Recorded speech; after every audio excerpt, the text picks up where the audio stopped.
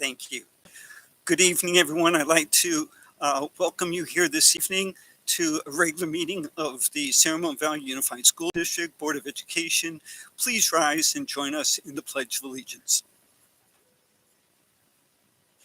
I pledge allegiance to the flag of the United States of America and to the republic for which it stands, one nation, under God, indivisible, with liberty and justice for all.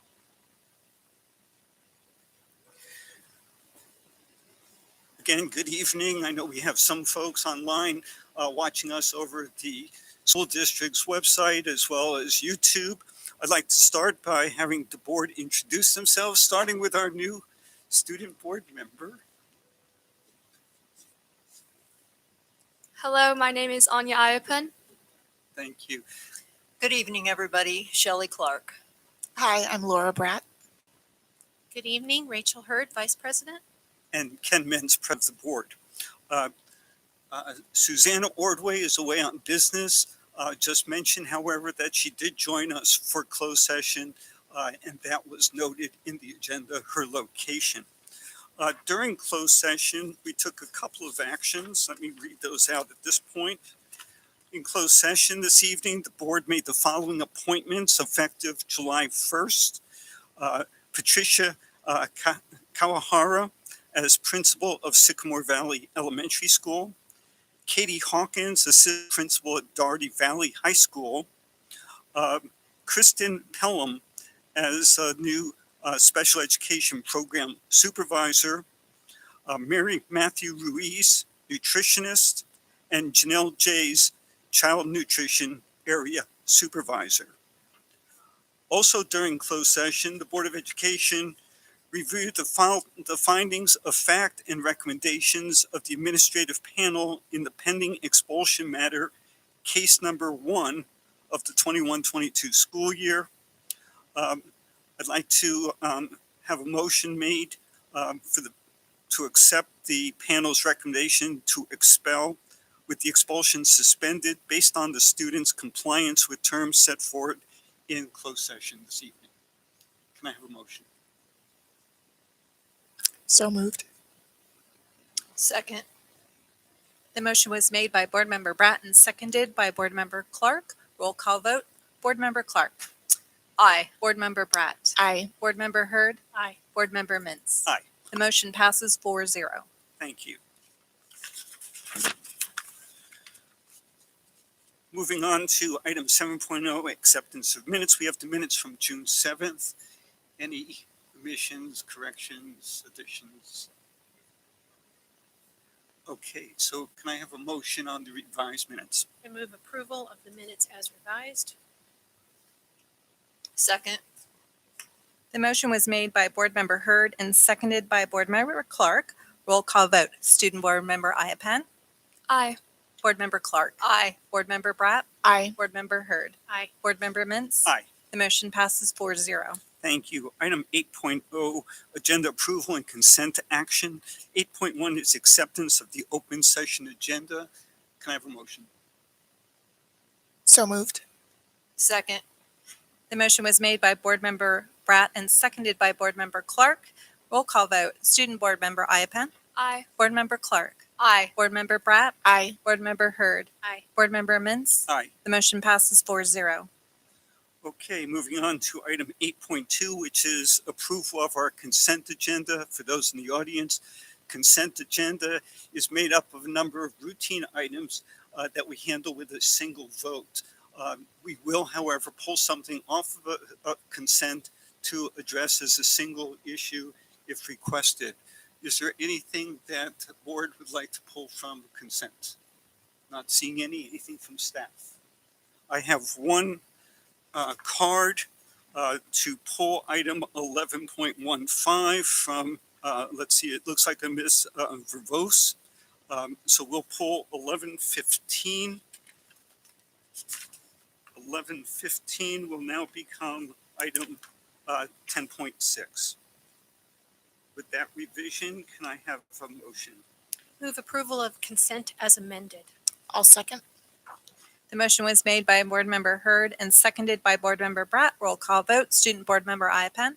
Aye. Board Member Clark. Aye. Board Member Bratt. Aye. Board Member Hurd. Aye. Board Member Mintz. Aye. The motion passes 4-0. Thank you. Item 9.0 is reports to the board, and this evening we're going to have a presentation on general obligation bond financing. And let's see, Danny, are you going to do that one? Thank you. I would just like to introduce our bond team. We have members here from the district's financial advisor, Fieldman Rollap and Associates, underwriters, Stiefel, Nicholas and Company, and bond counsel, Oric, Harrington, and Sutcliffe. So I call them forward. They can introduce themselves and go through the presentation. Thank you.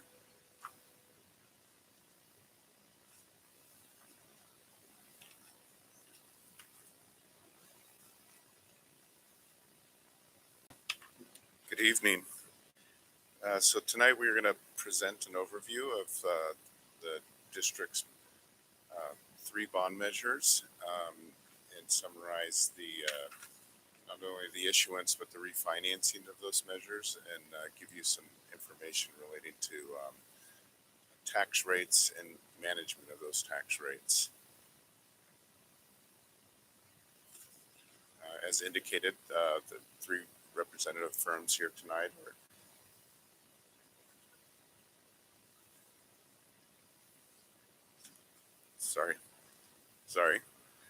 three representative firms here tonight are Stiefel Nicholas, the bond underwriter for the district, Fieldman Rollap and Associates, the district's municipal advisor, and I'm representing Oric, Harrington, and Sutcliffe as the district's bond counsel.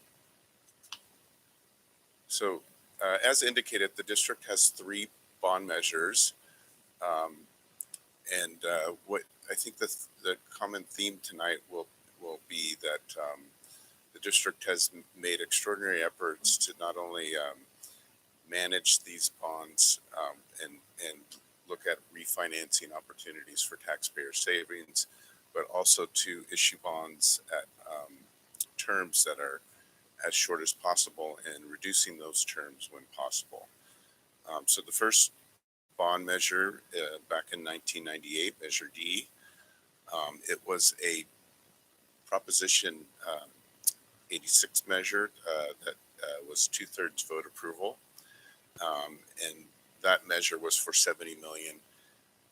Unlike the next two measures, this one was issued for all in one series of bonds.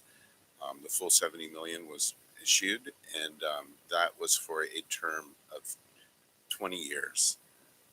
Those bonds were issued as non-callable bonds, meaning that they were not able to refinance those.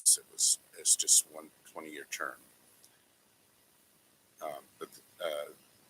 Then there was Measure A in 2002, and that measure was a much larger bond of 260 million.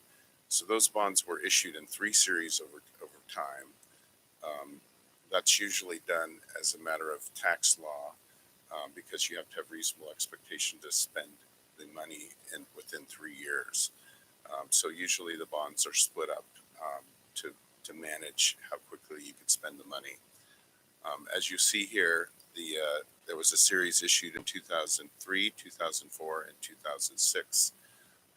All of these bonds have been refinanced in 2012 and 2013 to take advantage of lower interest rates. And that we'll go in more detail of those refinancings in a little bit here. And then finally, the 2012 measure, Measure D, this was also for 260 million and was split up again in three series. One in 2013, one in 2015, and most recently in 2018. Although issued more recently than the others, the bonds issued in 2013 and 2015, the district has already had opportunities to refinance those bonds, given the historically low rates the last several years, and so those have been refinanced. And now I will turn over to Bruce, and we'll get in more detail on these refinancings. Good evening. This is Bruce Kearns. Nice to see so many familiar faces before me. I am from Stiefel Nicholas. This slide and the one that follows will be described in more detail by Erica Gonzalez, my colleague from Stiefel. I just wanted to introduce ourselves. I was speaking to Don Field before the meeting started about when he and his firm began working for the district. That was in 1988. And for us, Stiefel Nicholas, serving as an underwriter to the district, our work began in 2010. 2010 was a recession year. Interest rates were high, unemployment was high, and the effect of the recession on the district's assessed valuation caused a reduction in the assessed valuation. So your tax base was smaller as a consequence of the recession. And one of the responses of the federal government to that recession was to approve the Recovery Act of 2009.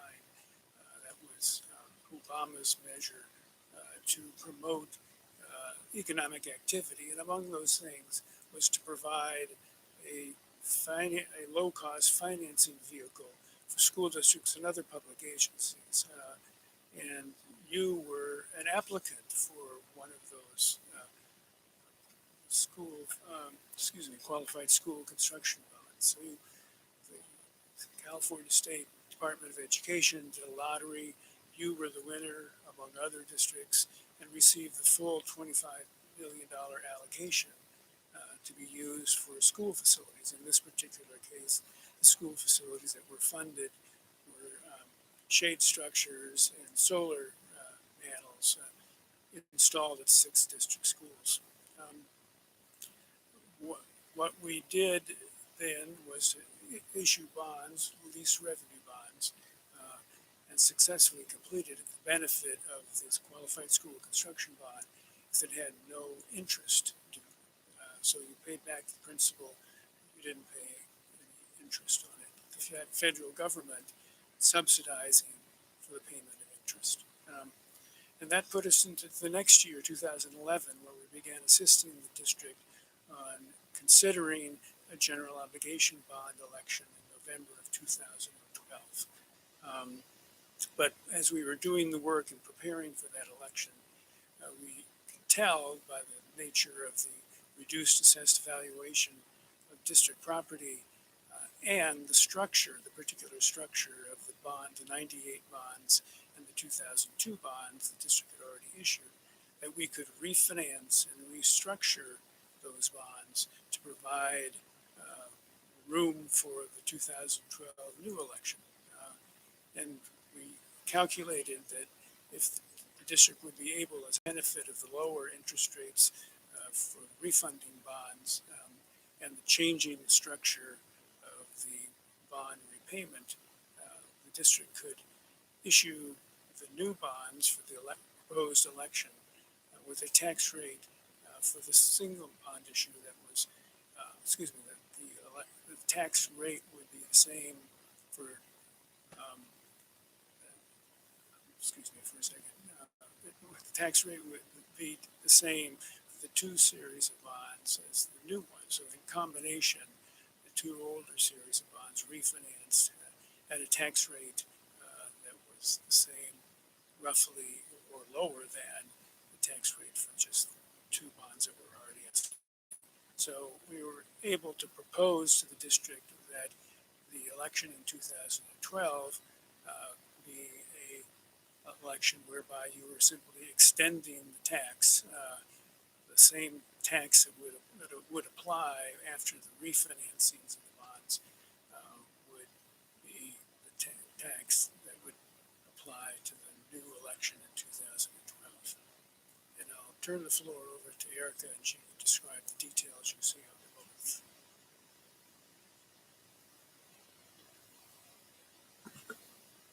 Thank you, Bruce, and good evening, everyone. And just to talk in a little bit more detail about some of the topics that Bruce covered here in his overview. On this slide, we're really focusing in on the refinancing of the 2002 Measure A bonds.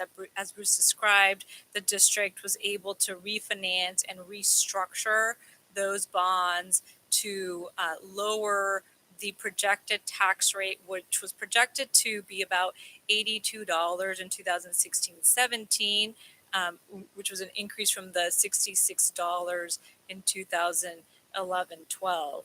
So the refinancing provided for more room for debt service on the 2012 Measure D bonds within a combined tax rate of $75. And this was an aggregate tax rate target for all of the district's outstanding bonds, both the previous Measure A bonds, 1998 bonds, and now moving forward, the 2012 Measure D bonds. The district was also continued to be prudent in its stewardship of taxpayer dollars by moving forward with another refinancing in 2013 after the passage of the Measure D bonds to further reduce debt service payments. And this also allowed the district to issue Measure D bonds at a faster pace and larger par amounts for projects benefiting the district moving forward. And in later in 2021, the district was able to further take advantage of historically low interest rates and then go back and refinance the 2012 refunding bonds and the 2013 refunding bonds for further debt service savings to taxpayers. The district, going on the same theme for Measure D, for the Measure D bonds, as they continued with the issuance of the new money bonds in 2013 and 2015. When it came time to evaluate those refinancing opportunities in 2021 for the Measure A bonds, the district also evaluated Measure D, and we took a look at other opportunities for refinancing those existing bonds, and we did so by refinancing both the 2013 and 2015 new money series for Measure D, and in aggregate, the district has been able, through these refinancing transactions, lower total debt service on the outstanding bonds by over $87.5 million. And as a result of this, the district has been able to issue the Measure D bonds, again, as I described, at a faster pace, larger par amounts, and with a shorter term on the overall Measure D authorization, which also helps save interest costs for that measure as well. And we'll cover that in a little bit more detail as well.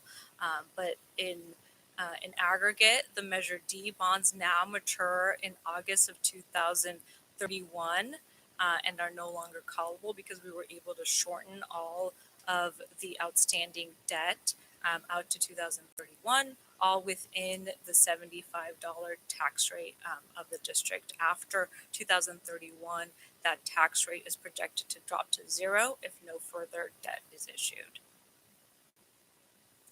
On this slide, it's just a nice graphic to follow along and be able to track the trajectory of each of those authorizations and the refinancings associated with both Measures A and Measure D. It's a good tool just to reference back to. I'll now turn it over to Adam Bauer from Fieldman Rowe and Associates. Great, thank you. And on our first slide, what we're just detailing here is all your debt service going out to 2031. I think an important takeaway from this slide is it's very uncommon for a district to have debt that went out to 2040 and then bring it into 2031. That's a very unique thing that you've done. And you've actually done it by keeping your tax rate much lower than many others. If you go back to this slide for a moment, that 2/3 election, that 1998 one, could have any tax rate that voters would support. So 60 is not your limit there. The other two, 2002 and 2012, are limited to 60. But let's just assume we had 60 on each one. A lot of districts would have a 180 tax rate, whereas yours, we've talked about, the 75. So I just want to make sure, even though you've done all these great things by pulling debt forward, as you pull debt forward, you lower the interest rate typically. This week, that's not the case. We have a wacky market. But in most cases, the shorter the maturity, the lower the interest rate, and you have less years of paying interest on it. And all that accrues to your taxpayers. None of that benefits the district other than taking care of your tax base. But on this next slide, we've talked about this for a minute. I want to get to this slide. There's a lot going on here. If we start with the far left, that's what it looked like before the 2021 refunding. You can see that purple goes all the way out to 2040. What these little charts at the bottom represent is at the vertical axis, it's tax rate per $100,000 of assessed value. On the horizontal axis, what we're representing there are years, and all these colors represent series of bonds that have been issued. The red line represents the tax rate that you can have. And the reason why it drops down like that is we have a tax measure dropping off. So your kind of maximum drops off. You're going to see that as we go through on many of my other slides as we go forward. But so you can see we're well below even a $75 tax rate in that case. And then when you go to the far right there, what we've done is we've pulled that in. So instead of having that debt linger out there to 2040, since we're so far below that $75, brought that forward. A few things we did at your last board meeting. One of the things we had talked about was leaving more flexibility in there because there were some options that we looked at was just take it right up to that 75 and assume kind of your average historical assessed value growth. But that leaves you no options, like if you were to pursue a GEO-bond going forward. So we heard that and we did that refinancing. We built in some cushion here. So I'm going to show you some assessed value projections going forward, or not projections. I'm going to show you some history. I want you to look at that first bullet point. For fiscal year assessed values 2022-23, we have 2%. That would be as if there's no homes turning over and every home just went up by that 2%. So we're very likely to exceed that. And then we go up by 4% after that. When I show your historical averages, I'm going to show you that you're above that in every scenario that I show. And so here we are on your assessed value.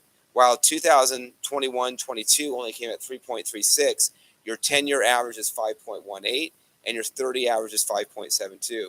When Bruce was talking about the difficulties of 2010, you had a decrease of 1.83 and another decrease by 2.36. Things felt very bad here, but when you compare this to other school districts throughout the state of California, you held in there very good. That helps all of us because that's a credit positive that you have such a stable tax base. But in the end, you have a $56 billion tax base that's considered very stable. Another number I want to point your attention to is that net bonding capacity. Every district gets a statutory bonding capacity, and then you need voters to approve measures to issue against it. There's a reasonable amount of districts that exceed that number and actually have to get waivers from the state. As you can see, you're nowhere near that number to the far right. So this is another example of the tax rate and the way you've managed that, but also the amount of debt you issued is very low. So you've been very sensitive to your taxpayer groups. This chart is one that we've shown you in the past, and what's really trying to show you is kind of your tax rate capacity going.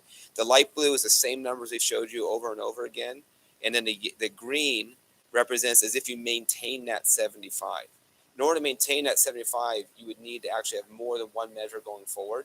All the examples I'm going to lay out for you just assume an additional measure in 2024. So you're going to see that line drop. I just want to make that distinction before we go to this. So here's the first example. We've stuck with the theme of the short-term bonds. And so this one assumes we do all the bonds that were paid within 5 years. Hopefully what you notice about this one, every chart's look very similar to this. But what I want you to focus on is the table at the bottom. The table at the bottom shows a first issuance of $10 million. That's because we're so constrained there. They get bigger as time goes around, but we're trying to wrap around the existing debt. And so it's not doing things like cabs, which none of us want to do. It really limits us on that front end. As I extend this time frame out, all the issuances can get larger, but especially these early issuances. So here is a 10-year payment. You can see now that first one we go up to $45 million and an overall program of $550. The last one that was totaled at $301. So you can see just by going out from 5 to 10, how much more you get. And now when we go to a 20-year, that's when you get to $780 million.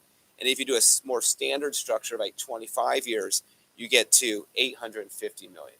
So really, as you evaluate your facility needs, there's all the options that you've had. Even this structure, the structures we're looking at here, at the $60 after that 75 is exhausted, is a lower tax rate than what you have currently. And so you're in a very good position to look at options as you go forward. So those are all the slides we prepared. We want to keep the board in a loop. We've been working with district staff on this since before we closed the last transaction, started having these conversations. And so we just really wanted to come back to you and give you an update. Very good. Thank you so much for the presentation. Board members, any comments?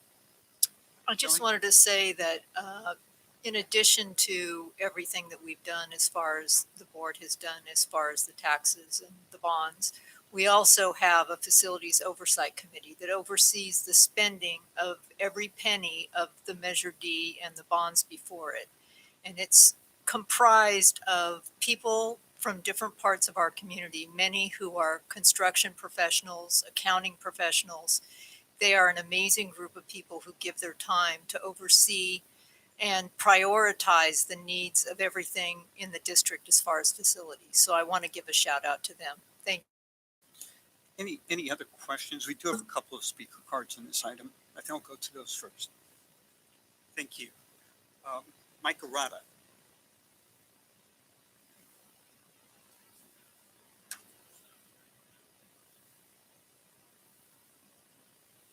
Four years ago, SRVUSD was projecting 36,635 students. Should I start over? 4 years ago, SRVUSD was projecting 36,635 students for the now upcoming new 2022-23 school year. But now the projection is some 7,000 fewer at 29,274 students, with additional loss of 550 more 2 years later. Likely causes of such losses are mixed, but one contributing metric may be the number of parents of sufficient means for alternative educational arrangements who are bailing their kids out of this race and gender-obsessed district in order to get the kids away from its overtly racist and gender-bending indoctrination. Despite such large losses, or possibly because of same, with proportionate reductions in your ADA funding, the district is now entertaining discussion, as you saw, of $301 to $850 million in bonding capacity, depending on the payback period elected. There are likely two factors at work in this presentation for largest bond measure ever here, despite declining student numbers. One is probably the establishment of a deliberately inflated negotiation starting point, SRVUSD's own cynical application of the art of the deal. Any eventual actual number would likely be significantly reduced, thereby to create yet another false narrative, in this case, that the district is a responsible custodian of public funds. It's not. This is the same district which hid intended bond expenditures from the press in the 90s, same district which spent $238,000 trying to cheat to win back a bond measure in 95 through 97, the predecessor of Measure D, only to lose to two non-attorneys in a recount in Superior Court election contest. At least your attorneys then lost their subsequent desperate appellate action for free. Besides establishing a negotiating position, what's also likely at work behind the scenes is an expectation of incorporating substantial monies in the bond measure for so-called deferred maintenance. In the past, my look into budgetary matters here has shown that building maintenance expenditures have been less proportionately than in commercial buildings, despite the obvious fact that kids are going to be harder on buildings than adults in business structures. But building maintenance costs are supplied from the same general fund which provides salaries and benefits for district personnel, so any money not spent on maintenance becomes available for additional compensation to employees. Thereby, badly needed so-called deferred maintenance expenditures can be and are in fact rolled into new bond measures. That's been a pattern here. It's been elsewhere in other school districts and in virtually all of the public agencies into which I've looked carefully, utilizing deferred maintenance money, so-called, in order to offset increases in salaries and benefits. Deferred maintenance is money that's borrowed in a bond. People pay interest on that money. Instead, these public agencies, yourselves included, should assure proper maintenance with your existing general fund dollars. Thank you. Thank you. Our other speaker, Ms. Vervos, is that correct? If you would stop saying Miss or Mr. that's not on the card, you would have it correct. It is written Elena de Barrio Verose. Yeah, I'm sorry if I mispronounced Ms. Rose. So please, you have 3 minutes. Okay, I'm not sure why none of you board members asked a very important question. The gentleman that last presented, he said this week was an anomaly. Why? Because this week was terrible for stock market. So these bond, first of all, it's very strange. On your agenda, it says finance, but on their presentation, they said refinance. So are you financing another bond or are you refinancing another bond? Let's say you are refinancing. Then please make sure next time it reflects the correct word. And you should have asked that gentleman to elaborate. If we continue to have a bear market, which with a president like ours is very, very likely, your refinance program probably was discussed during the trailing off of the bull market from President Trump. Now we're officially experiencing the impact of having an incompetent president. You need to revisit your program. Or it is not just going to be 1 week of anomaly, it's going to be an anomaly every day. In addition, you're trying to save some sort of cost by making it some sort of revenue to pay for something, which you did not disclose. Are you going to pay for teacher salary or buildings maintenance? I'm hearing another public speaker said that. I didn't hear that from these gentlemen and lady. And I'm also wondering if that's going to pay for Dr. Malloy's equity program. If equity program is what this is going to be paid for, please, no use. There's no need for that. It's not academic. Then it's not your jurisdiction to mess with the bond measure that was approved decades ago when all the homeowners were thinking of academics, not equity program. This is something that is completely, this is what we call wolf in a sheep's skin. You need to be honest. Look it over. Please do not adopt this. Thank you. Okay, those were all of the speakers we have. I'm going to just take a moment and clarify something from our speakers. First off, I want to thank our bond folks for giving us a presentation on where we currently stand and the historical basis for where this district is. My hope, particularly with our last two speakers, is that there would have been some recognition how great of a story this is from a finance perspective from this district, and how many other districts wishes they were even close to what we've been able to do with our bond money over the last number of years. If you look closely at the presentation that was given to us, tens of millions of dollars were saved for our taxpayers by the refinancing aspects that we've put in place with existing bonds. The presentation this evening did not indicate that we are going to be using bonds of $300 or $800 million. It was our bond folks who were indicating what we could do in the future based upon where we are now. And right now, what we've done is in our last financing, drop back the amount of time that we have to pay back our bonds. And not only that, because normally when you cut your home mortgage, for instance, from a 30 to a 15-year-old mortgage, usually you end up with a higher amount for a period of time to make up for that difference. For us, we've been able to cut back our bond payments by 9 years and not have, and do so with a lower interest rate. And as was mentioned, it's not to save money from the school district, it's saving money for our taxpayers. And then look at what we've been able to do with our bond program over literally the last 30 years and the types of facilities that we've been able to develop.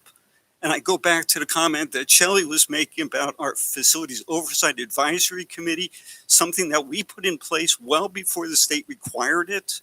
And the aspect of ensuring that our bond financing is completely up in front of everyone, transparent, and ensuring that the monies that are going to bonds are paying for what the community was expecting and what they voted for.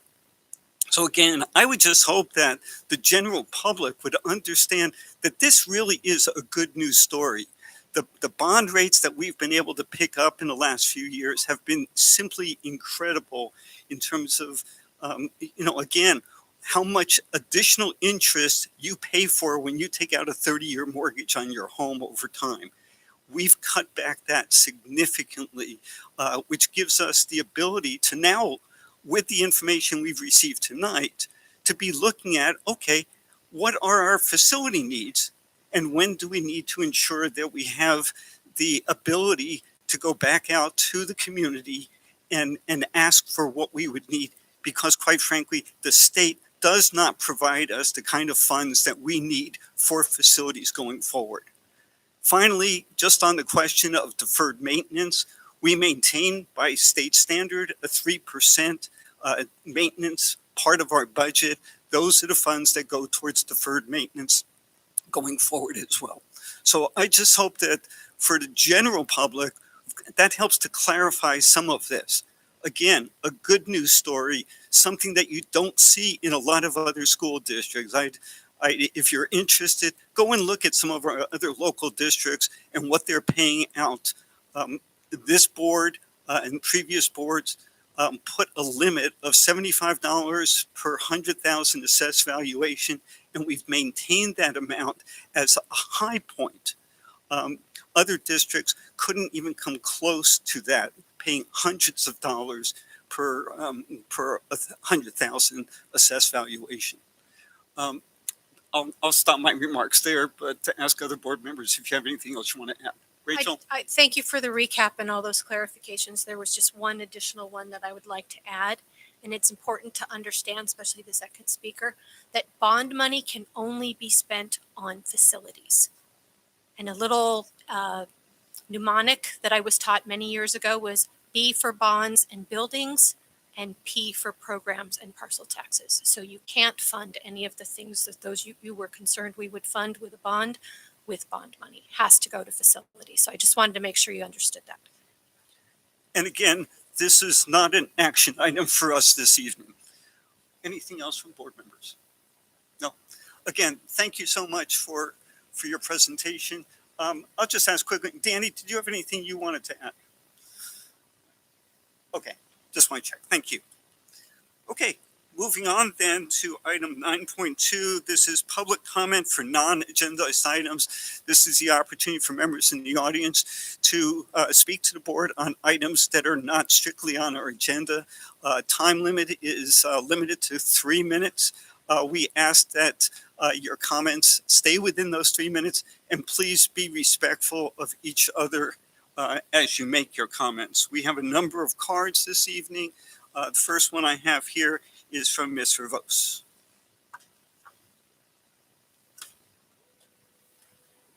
Would you please not call me Miss whatever? It's Elena de Barrio Verose. Thank you. So I am very concerned that Superintendent doesn't pay attention to me. I'm not sure if it's because I'm Asian looking, I speak Spanish. What is it about your equity program that you don't want to respond to me? I'm getting kickback in my email to you. You are blocking me. Why? If you're so concerned about equity, which is for everyone, right? Or do you mean equity for only certain people? I would like you to please be honest with everyone, because I don't want to send my children to school thinking that they're going to get stabbed or that they're going to, have milk carton thrown at their heads just because that they don't fit your equity profile. It's very concerning. You really shouldn't be blocking me. I'm not sure if it's because that you're used to that kind of privilege when you're in Canada, but here in the United States, I've been in this school district for 12 years. I've been through maybe 5 or 6 superintendents. Some of them may not be extremely nice to me, but I've never been disrespected like this. I feel very discriminated. So I really don't have trust or confidence in your equity program that it's going to cost our district millions of dollars. If you really want us to be bought into your program, you need to start by not discriminating us. First, ask IT to restore receipt of my email. Thank you. I just want to make one clarification in terms of non-agendized items, and that is that the board cannot, through open meeting laws, respond to or take action on anything that's brought up during this portion of the agenda. Just one comment to the previous speaker. All of your emails, and you send a lot of them, are reviewed by members of staff. Next comment is by Bob Allen.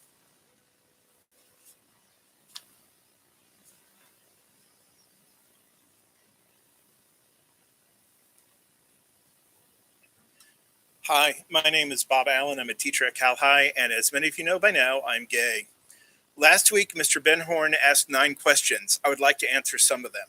Mr. Horn stated that he, quote, supports the LGBT and yet objects to the, quote, 2 to 3 people in this room that, quote, conflate opinions to hate speech. He also states he has not heard anything, quote, resembling hate speech in this room. I would like to refer to last week's video at 47 minutes and 10 seconds when I was accused of not teaching math and teaching sex by a person who's never been in my classroom. At 27 minutes and 11 seconds, a resident suggests that a gender-neutral bathroom leads to more oral sex on campus. And at 3 hours, 23 minutes and 45 seconds, the N-word was used. I'm not sure what Mr. Horn's definition of hate speech is, but I think these episodes from just last week are a little more than Emerson's contradictions. Also, a minor pedantic point, no high school has a parent-child dance, but some middle schools have sweetheart dances. Mr. Horn states that equity is, quote, hard to define and understand what it is. This is true. Depending on the school district, equity can take many forms. SRVUSD has equity as one of their strategic directions, which can be easily found on the district's website. The first phrase of that page states that the district's definition of success is built on a foundation of academic excellence. The district's definition of equity is, quote, ensuring all students are empowered to reach their full potential by valuing student voice, addressing systemic inequities, and closing opportunity gaps. For some historical context, when I started teaching in the early 90s, a lot of research focused on what was called the mathematical pipeline. The metaphor is a leaky pipeline getting smaller and smaller after each math course, forcing students out of the next class. As a community, mathematics teachers and professionals have worked and still work to enlarge this pipeline for more students. Students of color and young women were disproportionately being ejected from the pipeline. Programs now support both groups through doctoral degrees. Even so, in 2015, only 24% of tenure-track mathematics positions at universities were held by women. How is equity seen in my class? I've taught geometry students who can't add fractions or explain the slope of a line, so I reteach what's missing along with the geometry curriculum. For the students who already know what we're learning that day, I find challenges and tasks to push their knowledge. For our students suffering loss, I adjust the work they need to do as they grieve. I am not teaching these students equally, but I am teaching them equitably. When I ask adults, and I do ask, not many remember much, if any, of their mathematics. If I'm lucky, they sort of mention the Pythagorean theorem. However, those same adults can name a teacher who showed them kindness, warmth, and valued them. Equity and academics are forever intertwined, and they are not a zero-sum game.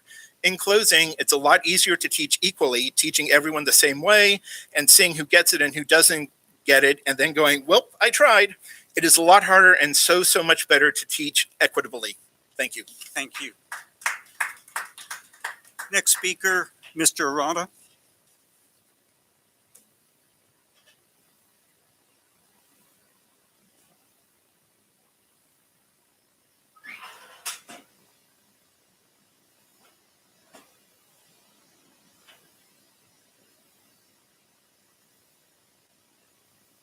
Superintendent Malloy's district-wide post entitled Cal High Racist Incident 5.23.22 attempted to shift blame to Cal High cheer stunt team members for a falsified social media post that was evidently initiated instead by a disgruntled mother whose daughter was the only one of 7 black girls who did not make the team in recent tryouts. A falsely dark-tinted version of the team's actual light-skinned mannequin head mascot appeared in the manipulated social media posting, was altered in other words. But Mr. Malloy falsely characterized the cheer stunt team members as having had racist impact with a hateful and hurtful image, which in fact had been created in the falsely framed social media post. As described in detail last week's board meeting and in the online Danville San Ramon News, the fabricated social media post and then Malloy's false and cynically prejudicial implicating of cheer stunt team girls as supposedly being responsible for the problem led to their being ostracized, vilified, jeered, pushed, and threatened.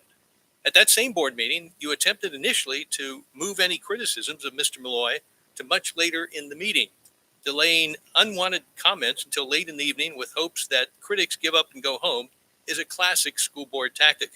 But audience members, including parents of the falsely slandered cheer team, forced the issue, and the result was a much-needed condemnation of Mr. Malloy's behavior early in the meeting.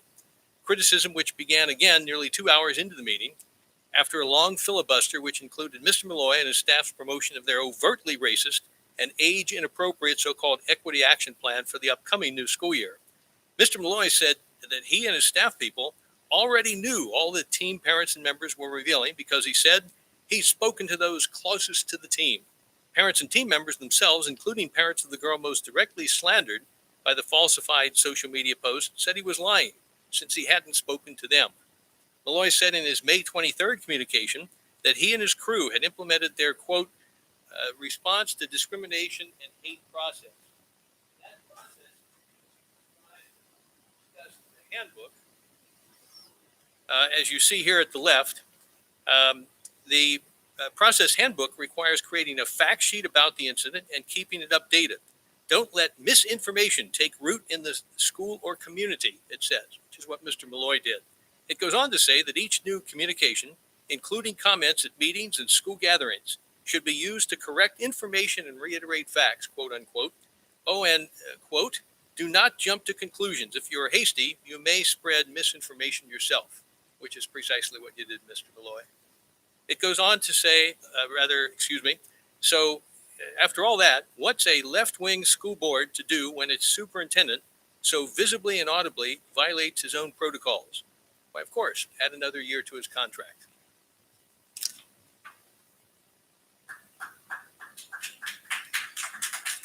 Next speaker, Ms. Disbrow. Lisa Disbrow.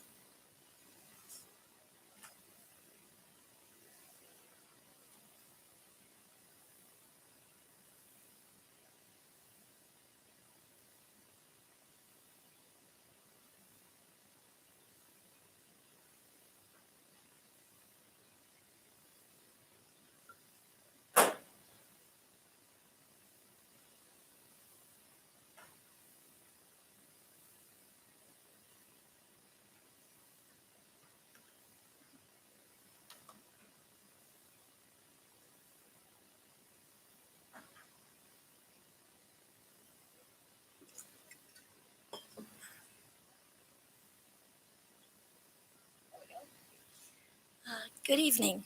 My name is Lisa Disbrow, and I'm a kindergarten teacher, and I'm very interested in your UPK program. And one of my questions for you is, have you heard about the Rockland Academy situation in 2017? In Rockland Academy, I have family that was involved in this, and that's how I came to know about it. So in 2017, a kindergarten teacher on the second to the last day of school performed a transgender transformation ceremony. She read "I Am Jazz" to her students, and subsequently a child went into the bathroom, changed clothing from one gender to the next, came out, and she introduced the child with a different name. Subsequently, nothing was said to the parents. Parents go home, the summer's going on, kids are having meltdowns, wetting the bed, little girls, swim team having their hair slicked back are now freaking out they've turned into a boy. Kids aren't willing to go into a restroom because the change happened in the restroom, is the way they look at it. Subsequently, the parents called the district, and finally it came out. There were 3 different versions of what actually happened. There was no transparency, and 90 parents left the school. I'm very concerned over these books being used to address issues that most parents do not expect you to deal with. Gender identity is not a necessary part of a kindergarten program or a UPK program. And I have several books here. I know I've shared these before. Babies can't talk, so grown-ups make a guess by looking at their bodies. This is the sex assigned to you at birth, male or female. Sometimes people get this confused with gender, but gender is so much more than the body you were born with. Kids are concrete thinkers. They have a body, their body identifies them. This is called Born Ready, the true story of a boy named Penelope. Not true. This is A is for activist. Parents deserve transparency. If teachers are going to use these sorts of books to bring in ideas that are foreign to the family's values, faith, and preferences, they should be notified and given a chance to opt out. Transparency, please. Thank you. Comments? Next speaker, Jim McConaughey.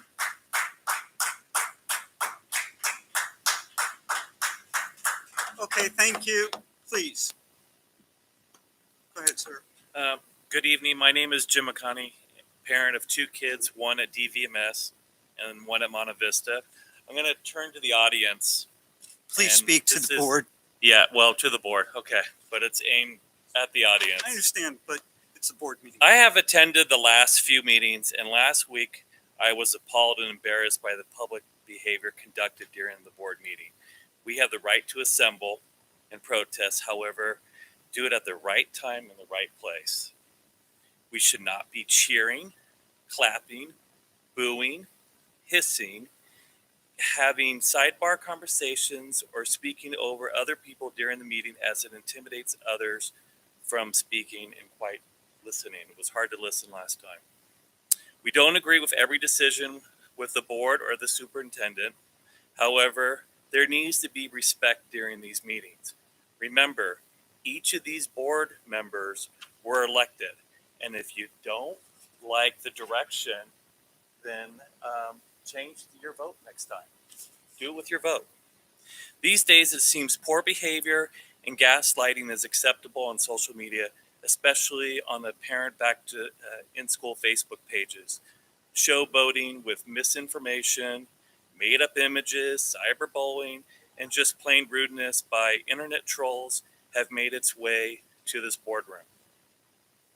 There was a parent who was upset at Dr. Malloy, where she dropped the F-bomb at him and stormed off while the children were present. We understand emotions were high. However, are you teaching your child it's okay to call the principal the F word and storm off campus? Because that's what it looked like last week.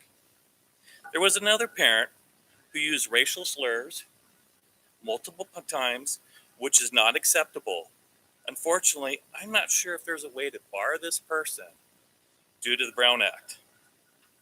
I agree with Freddie Davis, who spoke last week, that we have issues in this town. We need to work on them as a community. Thank you. Thank you. Next speaker, Lisa Worth.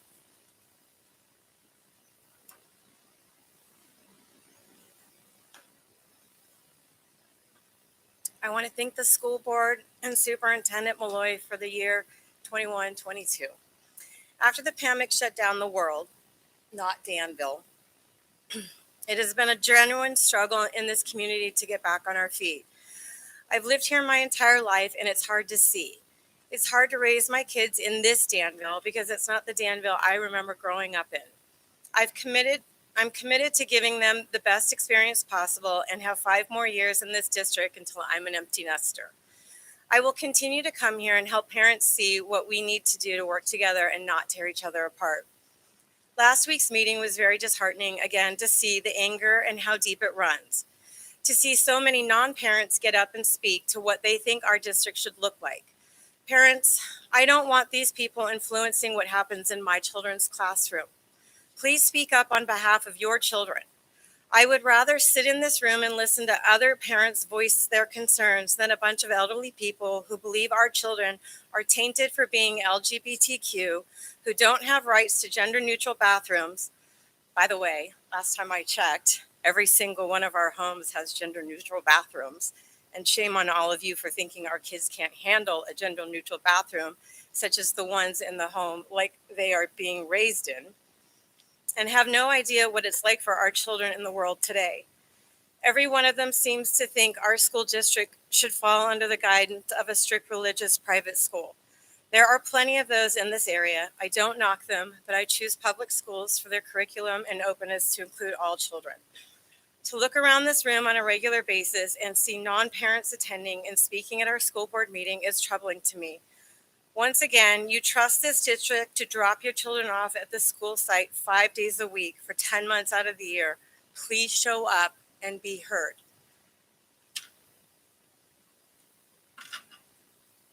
To earn respect is to show respect. Thank you. That was our last non-agendized item speaker. Move on to item 9.3, Association Presidents. Do we have any? Oh, Laura.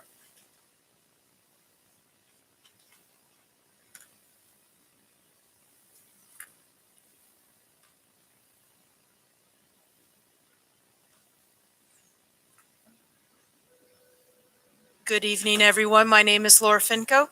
I'm president of the San Ramon Valley Education Association, which oversees the nearly 1,700 non-managerial certificated personnel in this district. Again, I would like to acknowledge the land we are standing on is that of the Ohlone Nation and the Takan tribe. I take a moment to reflect on those who came before us, their lives and their sacrifices, and how we can and how we should honor their land.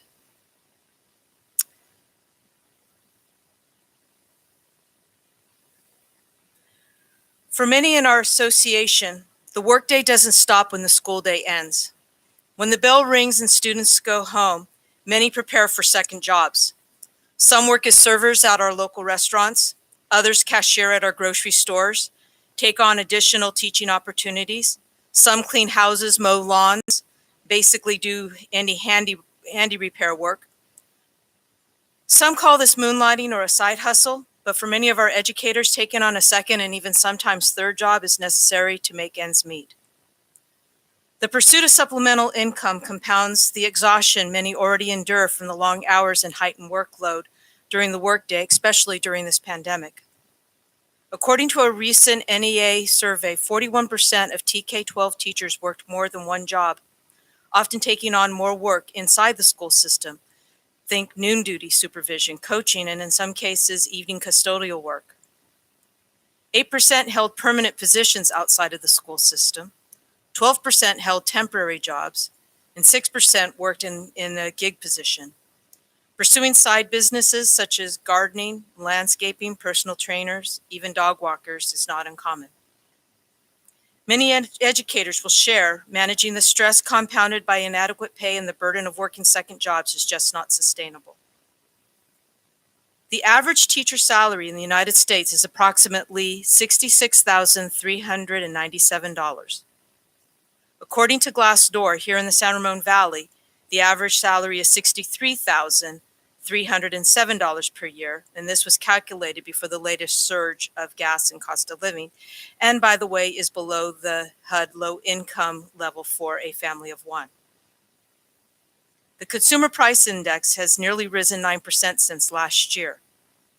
Educators here received a salary increase of 3% ongoing and a one-time 1% during that same time period. I'm going to resist making any additional comments about anybody else's salary at this point. But as I skim the number of resignations in the back of the board packet and I see names of many dedicated and much beloved teachers, my heart is pained. Not a day goes by that I do not receive a plea for a phone conversation or an email about the need for a more secure position or just not being able to afford living in this area. And the 2-hour one-way commutes are causing more harm. Recently, I was told that we hit 155 resignations and retirements before the end of the school year, and tonight we're adding even more names to that list. Now, I was told that while this is on the high side, it is not much different than other years. Trouble is, it's very different because in other years, we have not had this booming number of new teachers not in our pipeline. There's nobody coming in to take those positions that are being resigned. Many just don't see any incentive to pursue education as a career. Now, Servia recently presented a proposal to negotiate a retention and recruitment stipend, something to encourage those who have not yet made the decision to leave to actually stay, and incentivize those who are looking at our district to actually come work here. Unfortunately, in our negotiations this past week, our MOU was rejected. We're disappointed that there was no effort to discuss a counterproposal or workshop a plan that can be done to recruit and retain educators. This work cannot be done in a silo. Now, our next bargaining session is not scheduled until mid-August, after the start of the new year, after all the vacancies still need to be filled.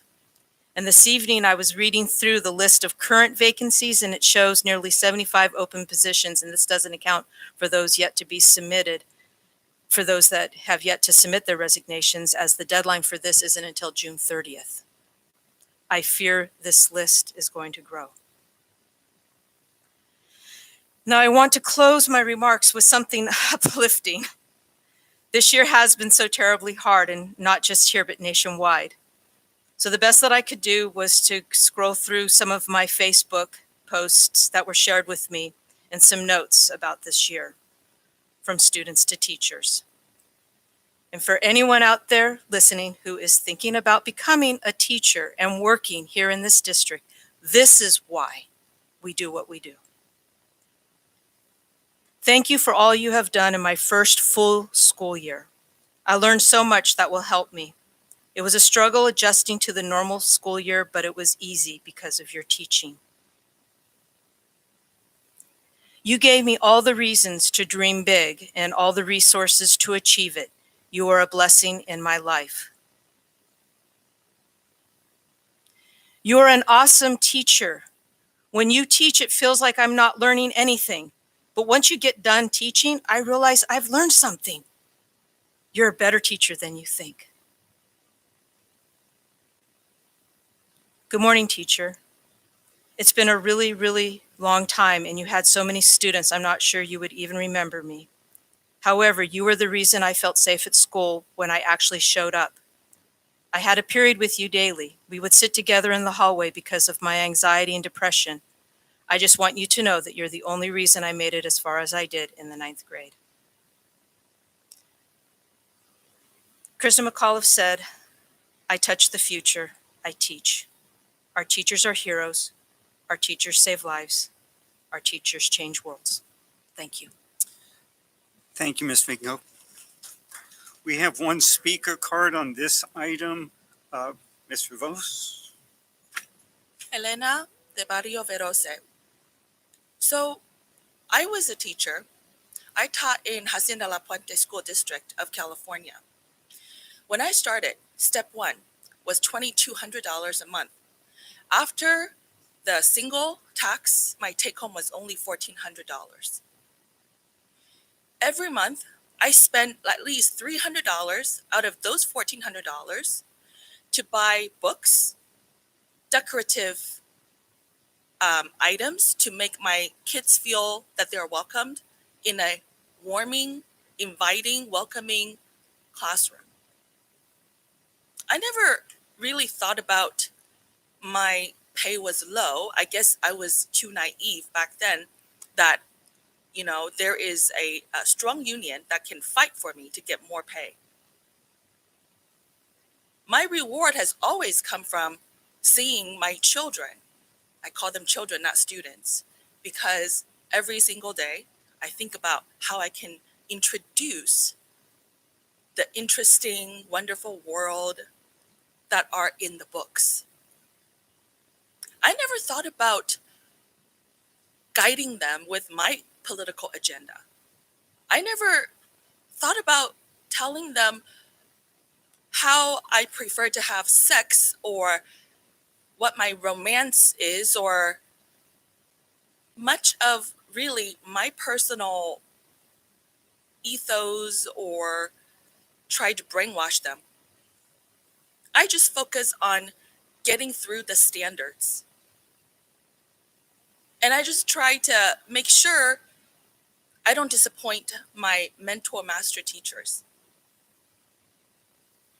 who have systems of wonderful books and exercises and activities that are already planned. Now, as a parent, every single time there is discussion about negotiation, I am always on the teacher side because I realize from my own personal experience how really very little teachers make. However, time has changed.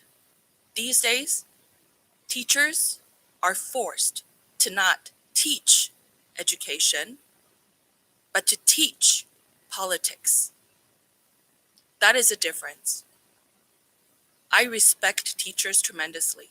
My children respect teachers tremendously. However, I can't say that if they ever say 那个, which is that in Mandarin, that they can, you're going to discipline me again. I never said nigger. I just say 那个. You just did. Because you're Thank you looking for your at speak. me. Next on That's our a agenda, difference. 9.4 is the superintendent's report. Sir?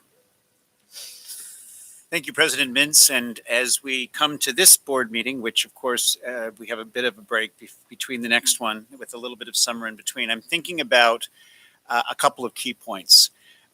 We serve 30,000 students every day in 36 campuses with an amazing staff. And we partner really effectively, I believe, with our community for the most part. And I want to state that because sometimes I think we're in this space and in this room, it's harder to remember that based upon some of the dialogues and discussions we have here, that we serve kids every day. And that is our commitment. Our strategic directions aren't mine. So I want to really call out that pronoun because I do hear that a lot. They're not mine. They're not the superintendent's strategic directions. In fact, without your approval, we don't have them. But the strategic directions are founded on academic excellence. It's right there in the first sentence. And we're broadening the definition of success because what we've heard is our kids need to continue to engage in an effective, rigorous learning, need to be provided opportunities to go deep. That's why we're calling it deep learning. Everywhere I've gone in our community over the last 3 months, I've been sharing this with all kinds of community members, what we're intending to do and why. Because whether your desire is to follow what Fortune 500 companies want, which some of our families might like, or whether you believe public education is about creating citizens, which I think is well understood, it doesn't actually matter what door that you want to go through, but you actually get the same list of characteristics. Deep thinkers, creative designers, communicators, collaborators, people who give back, who serve. No matter what list you look at, that is what is expected of our kids when they leave us.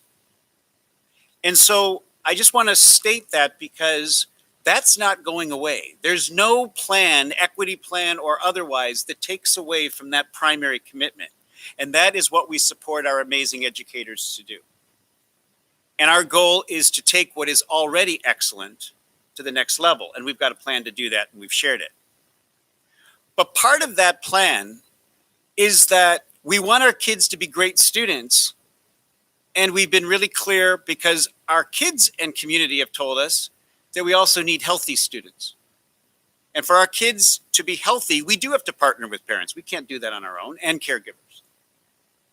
But it also means that everyone is safe and included in our schools and respected so that they can learn. It's in service of.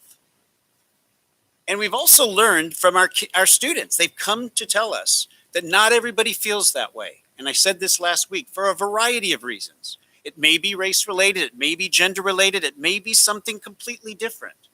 Regardless of what it is, our job is to be sure our kids want to be at school, ready to learn, because we've got an important job to do. There is no equity plan except to create those kinds of conditions. I don't think any parent, caregiver, community member, staff member I've ever met would argue with, we need to create compassionate communities, or enhance, I should say, compassionate communities across 36 sites and our whole district. I define compassion in a way that says we create enough space so I get to know you, you get to know me, and we understand each other in a way that even if I don't get you, I'm going to learn. And that's going to help us create that kind of community. That's at the individual level. Then you take that to the school level. And how does a school feel in terms of embracing everybody?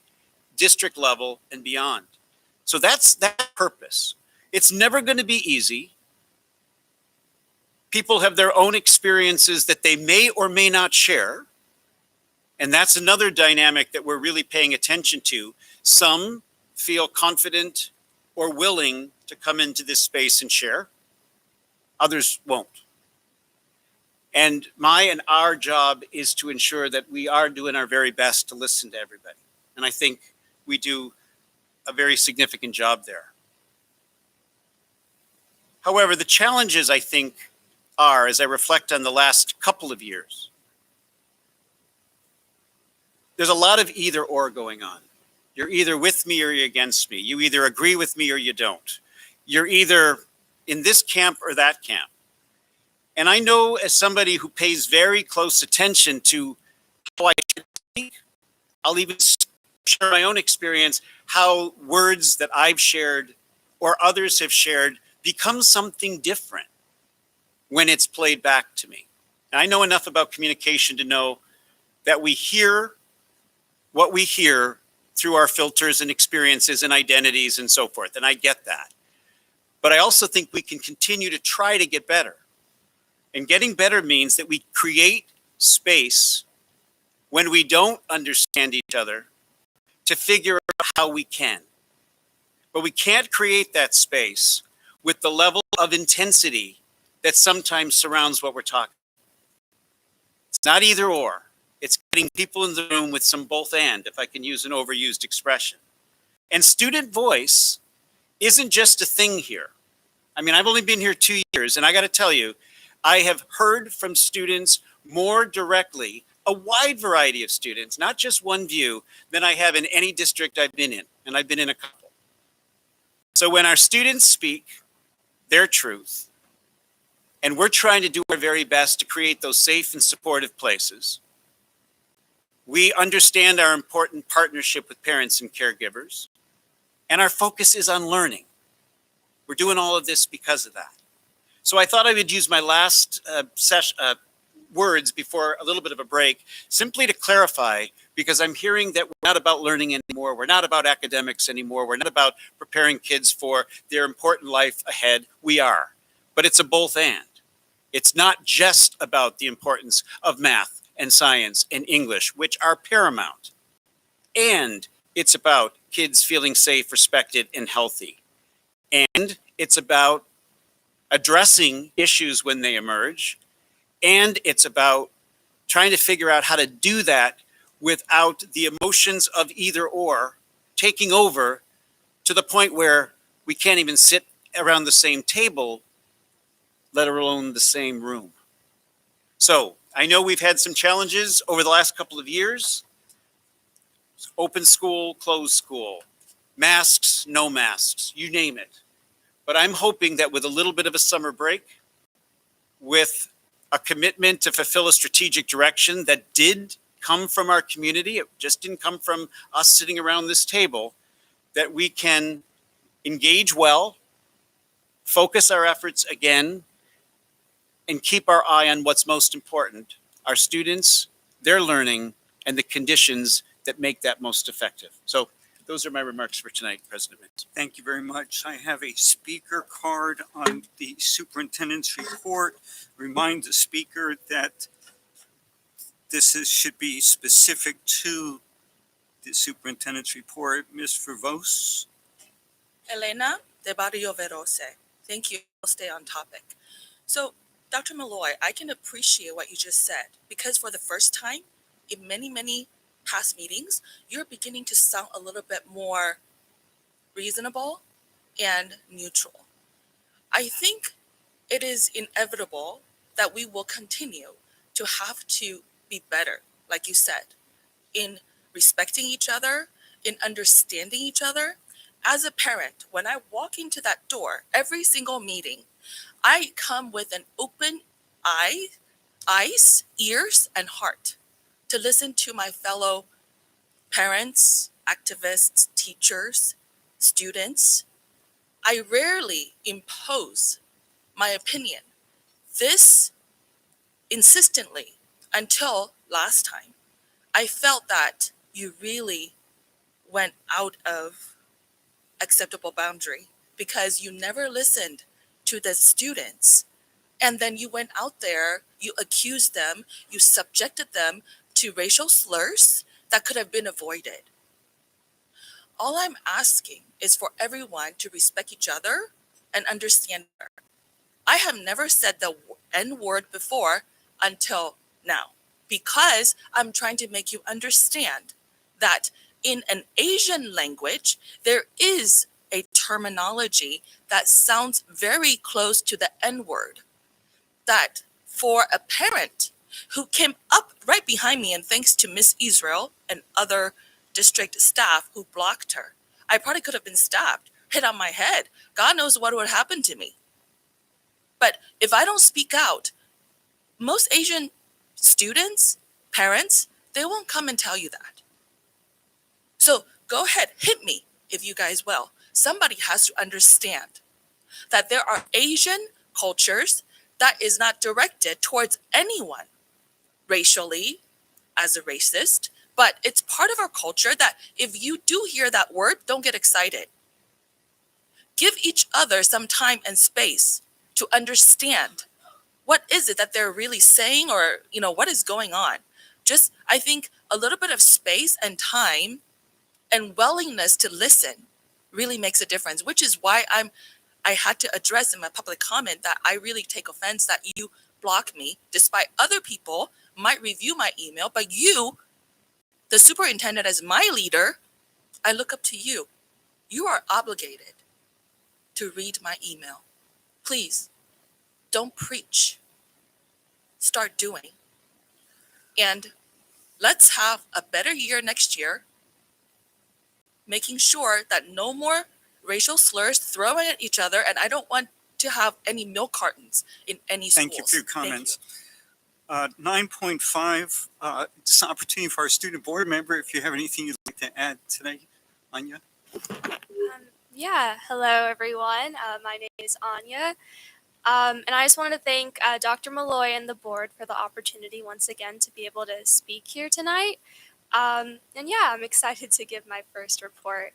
So before the school year begins, I just wanted this report to focus on some of the plans and goals I have for the upcoming year, as well as the more tangible aspects I hope to achieve before the next board meeting in August.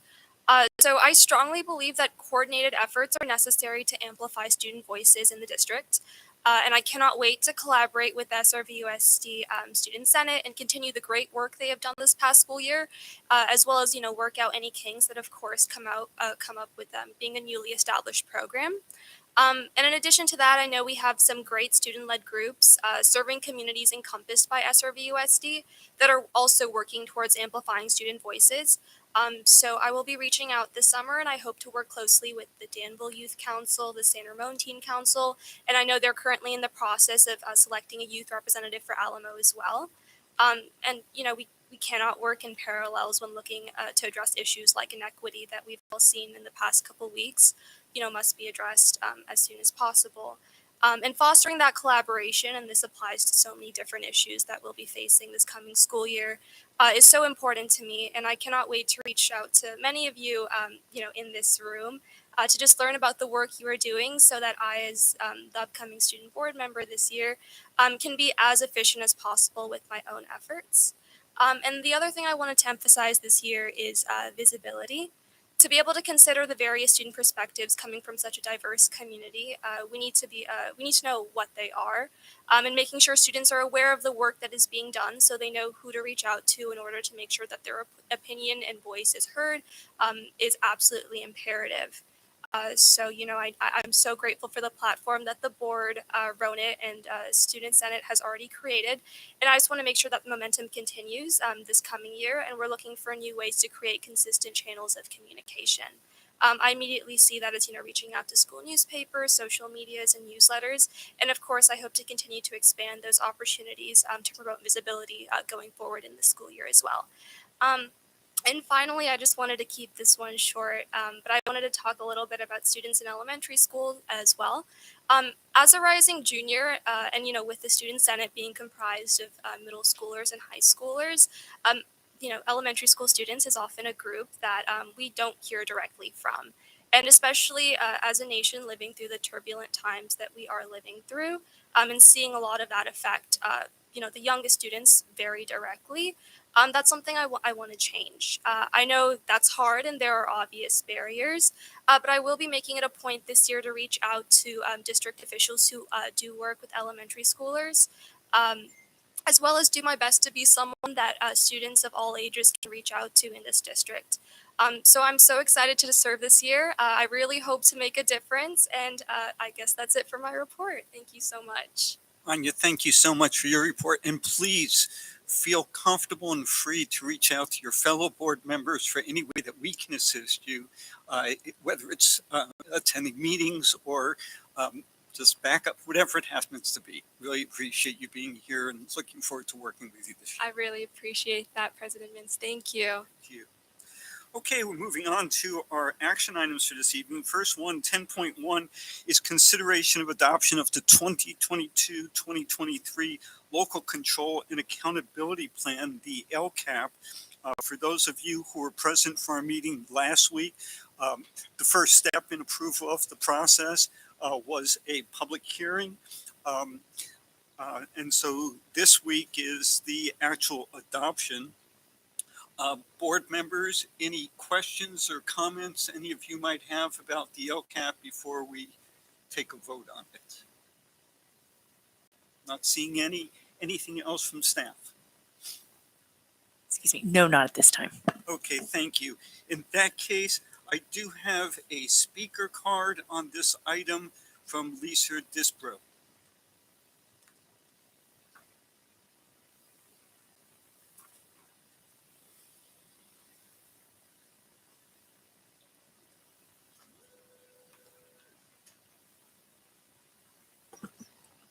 Sure.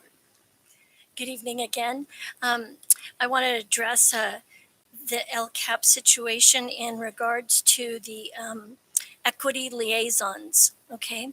I'm one of the teachers that really does want to be back in the classroom, but left because my ethical standards were being violated. And that addresses what was spoken about from the SRVEA president. We're in a time when, or this is how I view the liaisons. For $2 million, where you're hiring 15 people to come in, and repeatedly at the last board meeting, you mentioned these people would be teaching the teachers the equity vision that you have in the district. Here's my point. Teaching is a profession. It is not a political party. It is not an ideology. It's different for each one of us, and yet you're forcing people into a pocket that many do not want to live in and do not support. You have that within the parent community.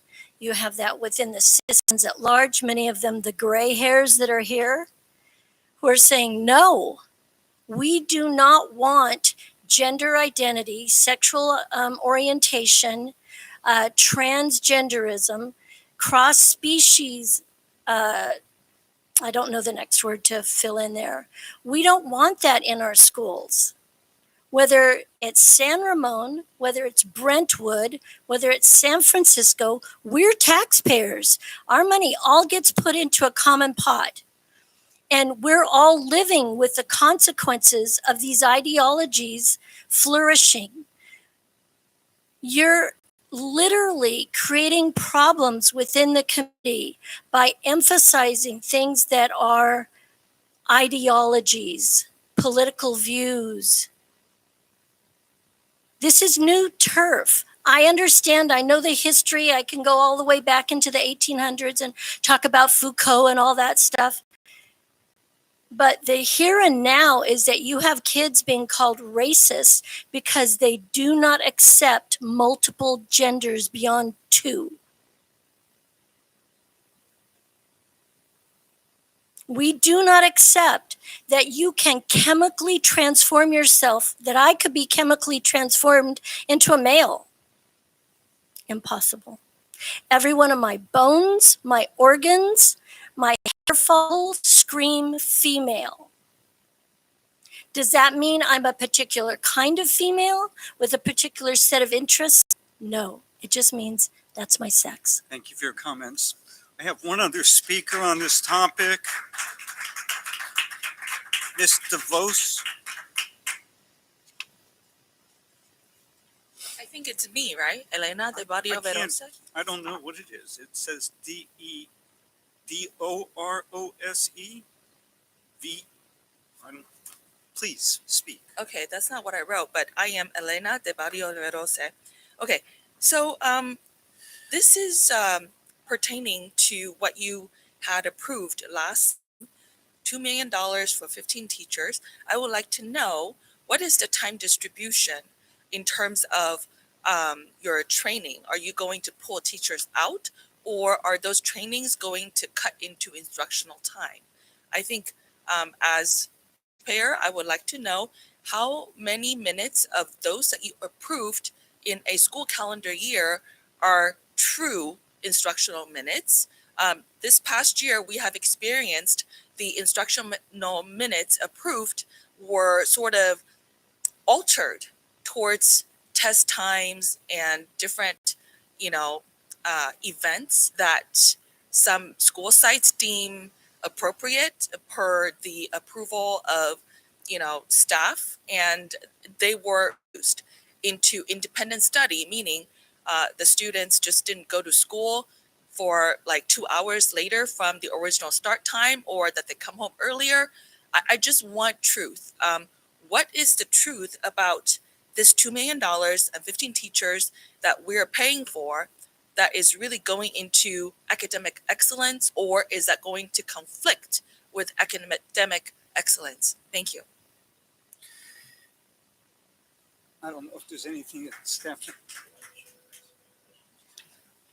Can I ask a question? Sure. Go ahead. So I'm curious, a draft was presented last week, and John Campopiano kind of opened it up to the public that if they had any suggested changes to email that one address. I'm curious if we got any requests for changes. And then we also voted on the equity liaisons. And did that make it into the LCAP, or will that be shown somewhere else? So I can speak to the first portion. We received no comments on the LCAP other than comments from some of our trustees. And then Danny, I'll let you speak to the piece around the equity liaisons in the LCAP. Well, the equity liaisons, because that action was taken last week, isn't reflected in the budget that is before you tonight that was reviewed last week because of the timing. So it will be reflected when we bring back the 45-day revise to the first meeting in August. Any changes between, this is normal, any changes between what would have happened last week when you first saw the budget to that first meeting in August, all those changes are reflected, and that particular expenditure will be added, and you'll see it there. And I can. Correct.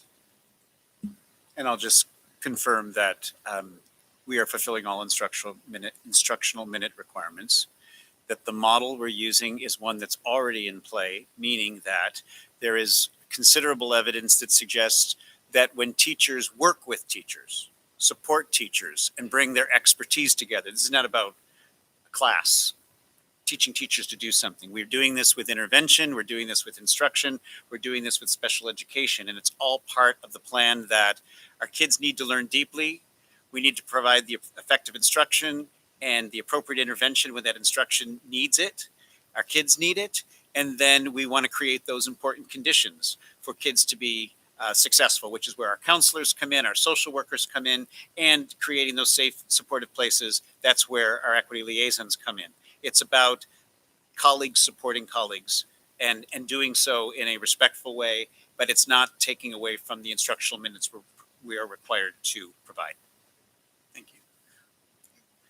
I have a question regarding the LCAP. So when we look at some of the achievement gaps that we have with specific groups of students, can you talk to, we've had the MTSS liaisons now for a year. Can you talk to some of those outcomes as they are specific to those that we're trying to increase that or lower that achievement gap? Thank you. Actually, yes, we have our director of curriculum who's here. I'm going to invite her up to kind of speak to some of those.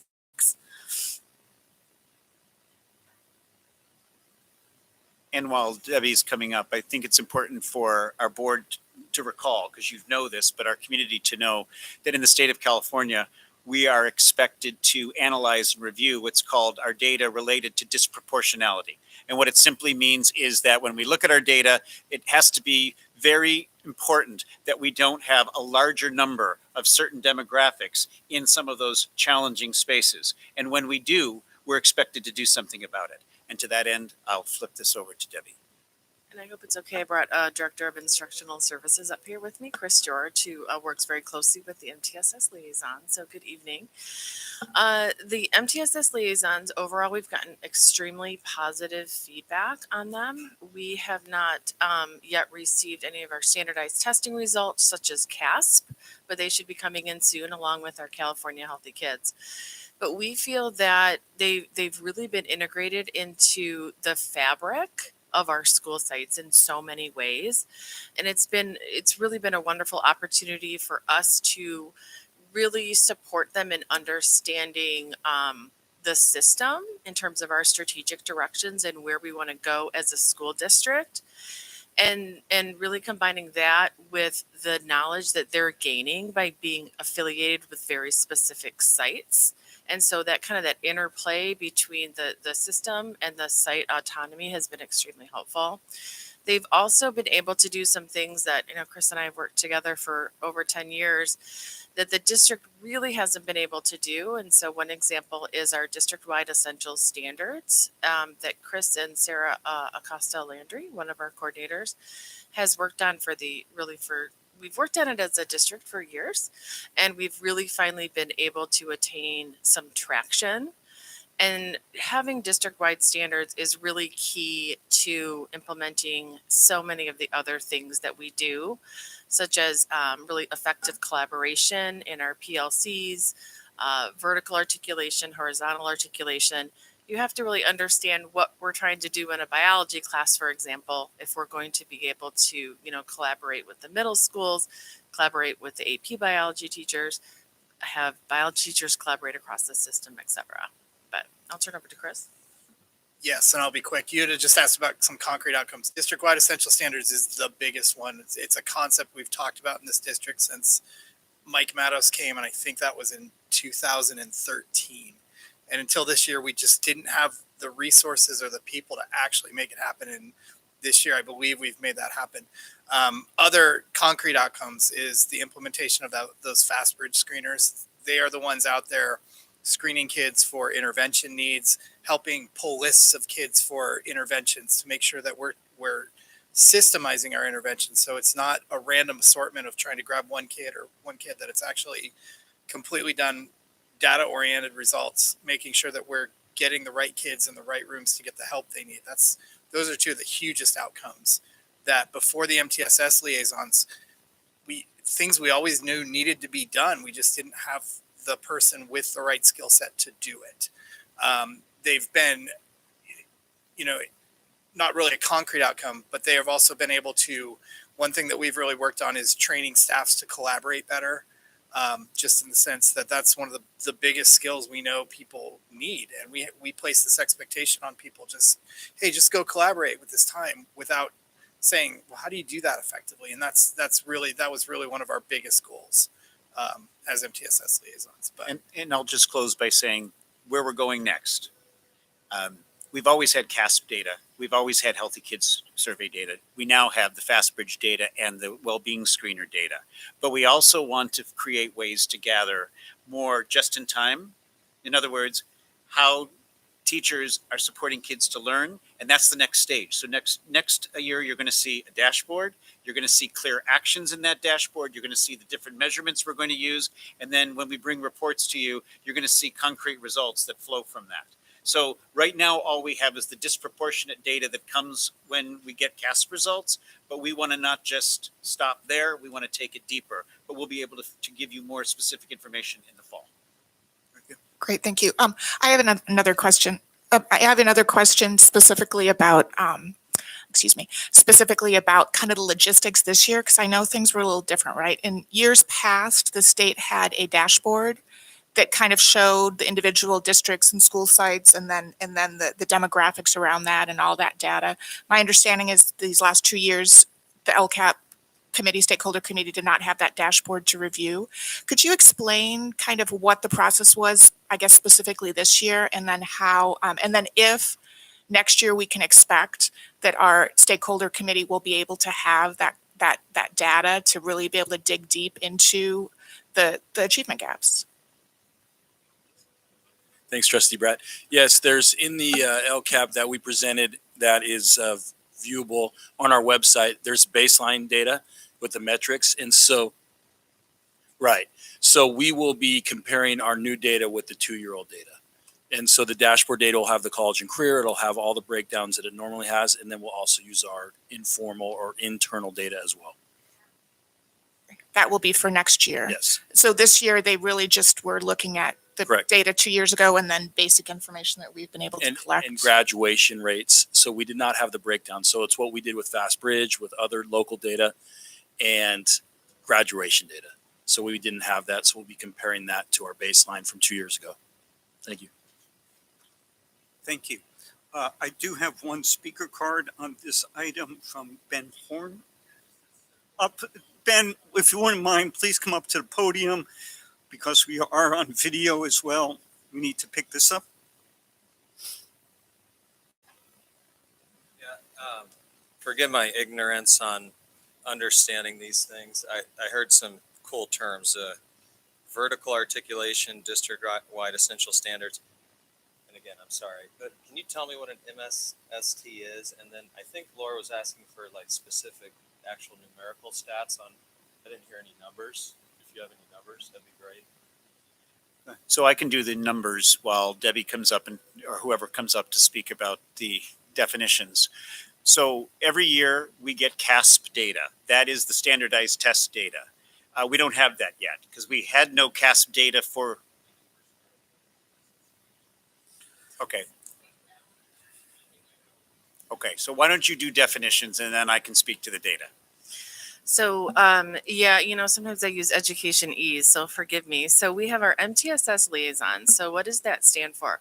Multi-tiered systems of support. And it's really a national, international term. And it essentially describes education as involving 3 tiers. And so basic instructional practice, the day in and day out of the classroom is tier 1 instruction. Then there's tier 2. So about 80% of students understand the standards from basic instructional practice. If they don't, then they go on to tier 2 interventions, where they are, typically in smaller groups, and they are with usually maybe it's 1-to-1 instruction, maybe one staff member to 5 students, and they get more intensive instruction in that particular standard that they do not understand.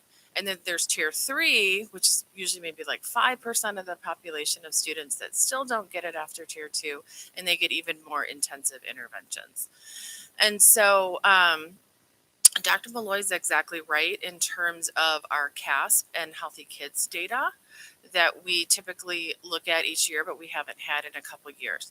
I did want to add, if you don't mind, that our intervention, our MTSS liaisons also did our BASI, another acronym, but our before and after school interventions, where they did collect data on those students And those were tier 2 interventions for the most part. And it was a really great opportunity. You know, our sites always have done interventions in order to support students, but this was really great in creating a systemized intervention where they had the support of Chris George and Sarah Landry at the district level in order to determine what types of interventions are most successful evidence-based interventions. And then they were able to support the liaisons in supporting the teachers and supporting the kids. And that we did collect a very robust set of data in terms of basically pre-tests and post-tests. In terms of some of the other terms that I believe you mentioned, vertical articulation. And so essentially that means, you know, how much are K-12 teachers or a subset of K-12 teachers collaborating across grade levels. So for example, we might get our middle school science teachers from, you know, the Monte Vista feeder pattern together with the Monte Vista science teachers in order to really better understand how they're building in terms of the standards on one another. Bless you. And then horizontal articulation is essentially something very similar, but it would be getting like all the biology teachers together from across the district in order to collaborate on what essential standards they're using, what activities are working especially well, maybe sharing student work, student data to see, you know, I'm doing this really well, my students are really thriving, and, you know, what are you doing well, really to learn from one another. And in terms of essential standards, so the state of California, of course, does put out standards overall for various subject levels, but they're huge. There are a lot of standards, and the state doesn't expect you to teach all of them. What they really expect of school districts is to say, what is really, really absolutely essential? So every single biology teacher across the district is absolutely going to teach this because this is essential to biology, and this is essential if a student wants to go on to further their understanding of biological sciences. And so that's what we mean by essential standards. So of course the district has always had standards, but by having the MTSS liaisons, it's really supported us in being able to identify which standards are most essential in a grade level or subject area. Thank you, Deb. You're on a roll, so CASP also. CASP. So CASP is our standardized test in the state of California. And so students in grades 3 through 8 and grade 11 take it in mathematics and English language arts. But that's just one data source a year. So Dr. Malloy is exactly right. With our screener assessments, which we give 3 times a year, we're really better able to identify students on an individual level who may not be understanding the standards, on a site level, you know, like what maybe a particular site's doing well and maybe what they're struggling with or could improve upon, and then at the district level. So we've been looking at that data over time, but we're really looking forward to getting CASP data because we can compare that over the last, not the last 2 years, but before that. And if I can just close, and thank you, Debbie, for that. Yeah. What I appreciate about the question and this conversation is this is what we spend 3/4 of our time working on, to better instruction and focus interventions so that kids learn better. And I just appreciate the opportunity that we could share that this evening. And I appreciate Debbie coming up here and helping define terms, because I think there are times when we forget that we do have our academic ease, and it's important for everyone to understand and have the same foundation for better communication. So thank you for taking the time to do that. Okay, folks, we're on item 10.1, and unless there are other questions, comments from board members, I'd like to go ahead and ask for a motion. So moved. I'll second. Motion was made by Board Member Clark and seconded by Board Member Bratt. Roll call vote. Student Board Member Iapen. Aye. Board Member Clark. Aye. Board Member Bratt. Aye. Board Member Hurd. Aye. Board Member Mintz. Aye. The motion passes 5-0. Thank 4-0, excuse me, 4-0. Thank you. Item 10.2 is consideration of adoption of the 2022-23 district budget, including the excess reserves report. Again, this was an item that was covered with a presentation and public hearing at our last meeting. Was there any additional comments from staff? Okay.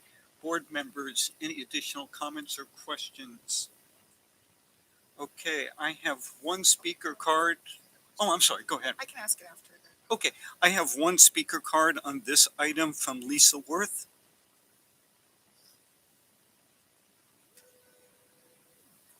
Thank you. So I try not to spend much time on social media. There are a couple parent groups that some of us SRVUSD parents are involved in. A lot of misinformation gets put out there. And one of the things that I try to do in coming here is, again, to implore parents to show up and ask questions. And one thing that was posted this week was Matt Hoffman posted to the Back in School site, which I'm sure you're all familiar with both him and that site. He posted I guess it's your ad for the equity positions. And he stated that $107,000 each when Malloy says district can't afford teachers in classrooms. The district has backward priorities. So I'm not here to stir a pot, but what I would like to do is maybe have somebody address and clarify, because there's over 3,600 members in that group, that indeed our district does have money to hire teachers. Thank you. So I'll start by saying that one of our commitments with our Servia colleagues is to look at the issue of class size. So that is a discussion that we need to have. And we do have a public chart that we've been using through our Access to Excellence work, which speaks to what our community over the last year has said we needed to emphasize, and class size and such is there. So that is part of the work going forward. What we brought last week, again, was not a new plan. It's the same plan. But what we asked for is human resources in a very focused time frame to move that work forward effectively and frankly, quicker. Because there's an urgency that obviously we've been experiencing when I spoke earlier about trying to help our students learn and us support that learning and keep ourselves moving in a positive way.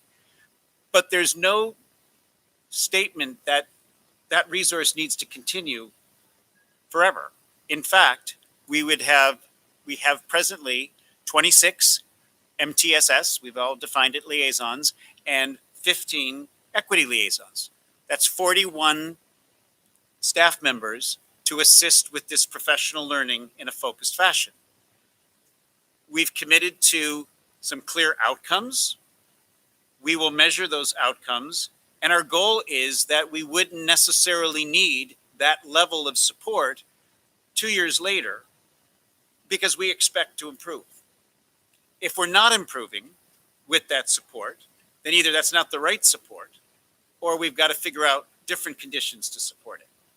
So we make these kinds of decisions all the time in order to fulfill the requirements of our strategic directions, and we shift decisions if different resources are needed when we look at the data that I've been speaking about. But yes, we can afford this investment at this time with the dollars we have.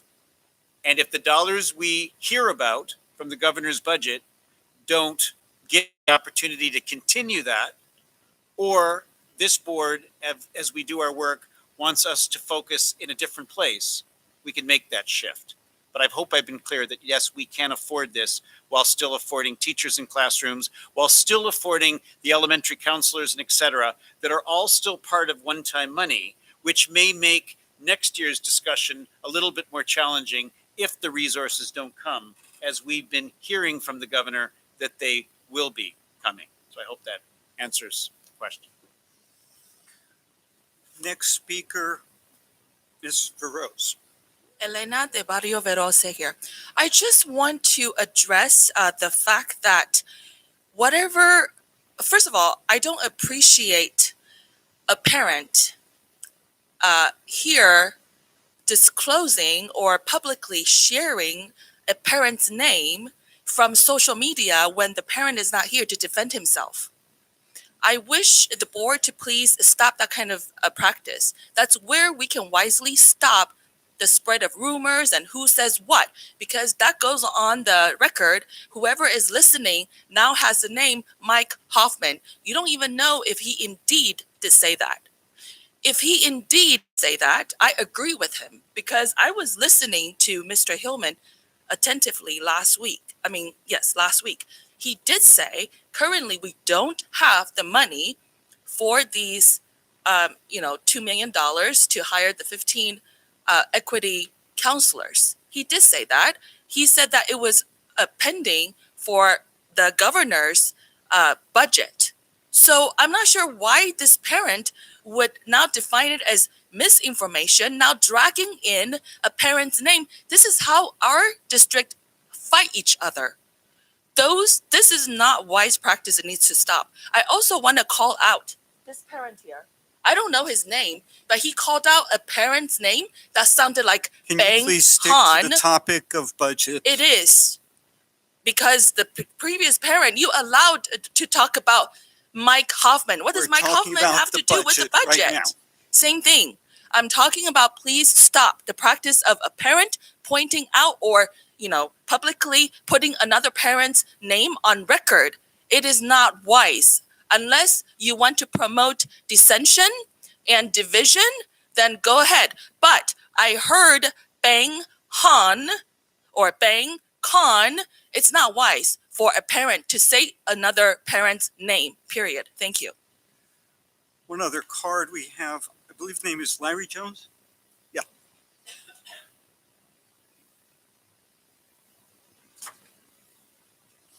I just have a simple question, and that's what is the actual source of the funds for this $2 million of equity being promoted? Can somebody answer me that question? Where is the source of those $2 million coming from? It's the district's general fund. Okay, and are there any contracts or agreements with the Department of Health and Services in the form of grants that provide money for any of these programs? I don't believe so, but I'd have to double check all of the revenues. We might have a small grant that I'm not aware of. I'd like to know. Okay, thank you. Just one other point of clarification on that. With the local control funding formula that Governor Brown put into place, a lot of things that would have been considered categoricals, mandates of how we have to spend our dollars or can spend our dollars, were removed. So all of that has now moved to the general fund for us to make local decisions on. It's become a local control situation.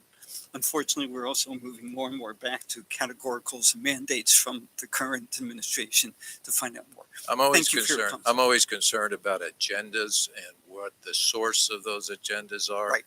and what kind of behavior they're trying to modify or change, Yes, or have others try to implement. thank you. Anything else from the floor? I have a question. So I noticed under the restricted expenditures that with the certificated salaries from 22-23 to 23-24, there was a bit of a shift. I know that's a smaller bucket of money, but there was about, I think, a 12% shift reduction. Are those salaries moving into the general fund, into the unrestricted funds, or are those positions are those the counselors that were the 2-year positions that then we hope to fund as we learn more about funding? Can you explain that to me, please? Short answer is yes. So as of right now, we have elementary counselors, which are a certificated expense. We have MTSS liaisons, which are a certificated expense. And we also have the paraprofessionals are a classified expense. So the reason why it drops off after the 22-23 school year is because right now we are anticipating enough one-time funds from COVID grants to pay for those things. Those are restricted dollars. So when those positions go away because there's no more funds to pay for them, that's why you're seeing a discrepancy, not a discrepancy, it is a planned drop in expenditures on the restricted side from 22-23 down to 23-24. And then will we, as a board, then see a recommendation to continue those positions, or is that something that needs to be discussed down the road? Our goal is that in a perfect world, we'd be able to afford everything that has been publicly circulated for months. The truth is, we don't know the final dollars yet, but we probably have to plan for the fact that we won't be able to afford going further beyond next year, everything that's there. And that's where we have to work with our community, we work with our staff, we work with our union colleagues, and we bring to you recommendations that prioritizes that already existing list of things that, or staff or programs that we need. So that would probably be a December exercise, if I look to Danny correctly. I mean, that's a good time frame because it allows human resources enough time for us to go through a process with our bargaining partners to figure out what, if anything, needs to be changed going into the 23-24 school year. Because as we all know now, all employees have to be noticed by March 15th. So if we start having these conversations in December, that should give enough time for Keith and his team to do what they need to do, because there's a whole process that goes with that. Kelly? Can you just remind everybody about the difference between the budget that we looked at last week and what's going to happen after the governor and the legislature and make their determination? And what, I know we don't have final numbers, but there have been some numbers put out by the legislature and the governor about what they're willing to do, what that possibly could mean for us. Yes. So I'll do it very quickly and without a chart behind me. I'll try to make it simple. The budget that was shown to all of you last week includes the 6.56 COLA. And that's an important thing to state because that was about $11 million of additional revenue because it's a cost of living increase. It's not a notification. It's an admission by the state that costs are going up. Things cost more. So here's a COLA to help partly to address that. That was included in the budget as revenue. That was included in and the expenditures as we talked about, like the restricted side and things like that. Okay. The thing that was not included in the budget that you saw last week are the current proposals by the governor and the legislature to increase the local control funding formula base. And so the governor's talking about $2.1 billion to all schools. That translates to about another 10 million for us. Very rough numbers. Evan's in the back. He's going to throw something at me, I'm sure. And then the legislature wants to add another 4.5 billion on top of that to the state. So a total of 6.6 billion would give us 10 million plus another 17 about. So what you didn't see last week was an additional $27 million in revenue because we don't know exactly how it's going to come to us. And we also don't know exactly if there's going to be any strings attached to it. One piece, the other big bucket of money that they're talking about that might have strings attached to it is called the discretionary block grant, which is basically state terminology for a one-time set of districts would have some discretion over how to spend. That's currently being worked out at negotiations at the state level. We don't know what kind of rules they're going to put on that money. It might be that we have full reign to do with whatever we want, and it might be that we can only use it on very specific things. We won't know until they finalize, and that's probably going to be another 2 weeks. It might even be a little bit longer. It just depends on their negotiation steps. So another 10 million possible from the governor's proposal, an additional 17 million from the legislative proposal, and then the difference between the block grant proposals that they're pushing back and forth is like another 40 million or so one-time dollars that we would have 7 years to spend. So the long story short, too late, is that those funds would do a lot for us. They would go a long way in maintaining MTSS liaisons if that's something that the data shows we want to do in the out years. Elementary counselors. It pays for some of the things we'd like to do on the Access to Excellence sheet that Dr. Malloy referred to. That was the committee that came up with some of those ideas. It goes a long way in looking at retention and retaining of our employees. It can help us in great ways. We just have to wait and see what the rules are that come with the dollars, because I'm a little bit of a pessimist when it comes to how the state does things. They don't typically give us dollars without anything in return. They typically want to tell us how to use those dollars. Back to President Mintz's comment about returning to the old days pre-2013 when they would give us money but expect a very specific program to be implemented. They very rarely give us dollars and say, locally, you decide what you want to do with those dollars. So that's what we're waiting to see. Other questions, comments? If not, the item before us is adoption of the 22-23 district budget, including the excess reserves report. Can I have a motion, please? I would like to move approval. I'll second. The motion was made by Board Member Hurd and seconded by Board Member Bratt. Roll call vote. Student Board Member Iapen. Iapen. Aye. Board Member Clark. Aye. Board Member Bratt. Aye. Board Member Hurd. Aye. Board Member Mintz. Aye. The motion passes 4-0. Thank you.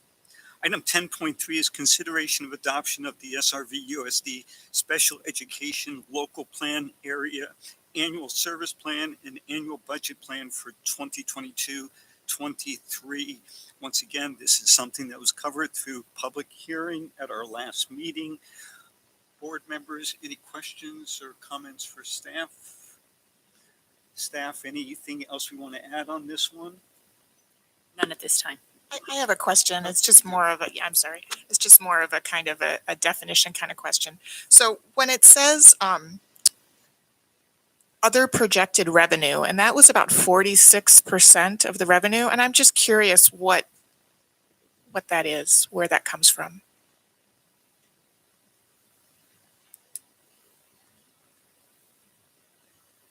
And we have Linda Rowley Tom racing up to the podium. Thank you. Trustee Bratt, that is referring to the general fund contribution. So the special education, local plan area, and special education programs are not 100% self-funding. We get a significant part of our revenue from the state. That's the AB 602 pass-through that Mr. Hillman spoke about last week when we discussed budget. We also get federal dollars. We get federal dollars for Part C, which is our infant program, and federal dollars for Part B, which is our age 3 to 22-year-old program. But neither of those buckets provide the entire allocation needed in order to support our students with disabilities. So there is a local general fund contribution. Thank you for explaining. Absolutely. If there are no other questions or comments, we're looking for adoption of the special education local plan area budget and service plan. Can I have a motion, please? Move adoption. I'll second. The motion was made by Board Member Clark and seconded by Board Member Bratt. Roll call vote. Student Board Member Iapen. Aye. Board Member Clark. Aye. Board Member Bratt. Aye. Board Member Hurd. Aye. Board Member Mintz. Aye. The motion passes 4-0. Thank you. 10.4, consideration of approval of addenda to employment agreements for actually, it's not the superintendent, I'll do this one correct. So agreements for contracted management employees applying a 1-year extension and salary adjustment. Mr. Rajinski? Thank you, President Mintz. So the current employment agreements for the chief business official, the assistant superintendent for educational services, and the assistant superintendent for human resources will currently expire next June on June 30th, 2023. What this item requests is that in order to maintain consistency and stability in district level leadership and the major operations of the district that those individuals oversee, staff is requesting that the addenda that are included in the board packet with this item be approved, extending the term of those contracts by 1 year, specifically through June 30th of 2024. With respect to the chief business officials addendum and the assistant superintendent of human resources addendum, the only thing that the addendum accomplishes is the extension of 1 year of the employment agreement. All other terms and conditions of the employment contract, including salary, remain the same. For the assistant superintendent for educational services, the addendum includes a 1 year extension through June 30th of 2024. And because she's met the requirements for a longevity increment, it applies a longevity increment of 5% effective July 1 of 2022, this coming July, which will adjust her annual salary to $247,395. I do want to point out to you that in the original packet that came out, there was a typo in the annual salary. So what you have in front of you is a revision that captures the correct salary that I just verbalized. So staff is recommending approval of those 3 contract addenda as presented this evening. Are there any questions or comments from board members? If not, seek a motion of approval. So moved. Second. The motion was made by Board Member Bratt and seconded by Board Member Clark. Roll call vote, Student Board Member Iapen. Aye. Board Member Clark. Aye. Board Member Bratt. Aye. Board Member Hurd. Aye. Board Member Mintz. Aye. Motion passes 4-0. Item 10.5 is consideration approval of addenda to employment agreement for superintendent. Thank you again. So this item asks the board to consider and take action to adjust the superintendent's employment contract. Specifically, we are looking for a one-year extension of term for the superintendent as well. So his contract currently expires on July 31st of 2024, and we are asking, for the sake of, again, consistency and stability in district level leadership, to approve this particular addendum, which will extend that contract through July 31st of 2025. Again, only term of contract is adjusted here. All other terms and conditions of the superintendent's employment agreement, including his salary, will remain the same. And again, board approval is recommended as presented. Thank you. I have several speaker cards on this item. Mike Arata.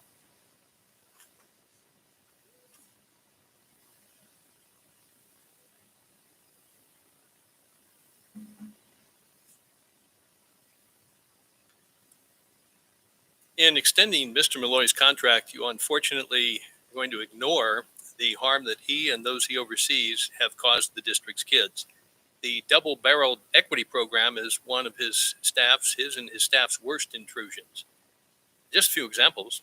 The just concluded school year has included revelations about elementary staff personnel who spoke to the National Council of Teachers of English about their success in, quote, queering the classroom for 5 through 11-year-olds with read-aloud picture storybooks. The books, recommended by teacher on special assignment Corby Saunders, include these homosexual and transgender themes.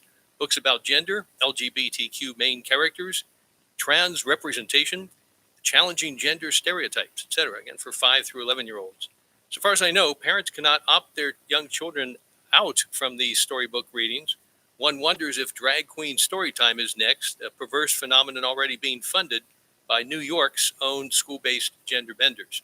Saunders and first grade teacher Blair Wyatt were exposed on national news in December as having secretly pushed 4th and 5th grade LGBTQ PRISM clubs with lunchtime meetings, timed thereby to eliminate a little bit of that parent interaction, is what Ms. Wyatt said, that occurs if parents instead have to drop off kids early or pick them up late.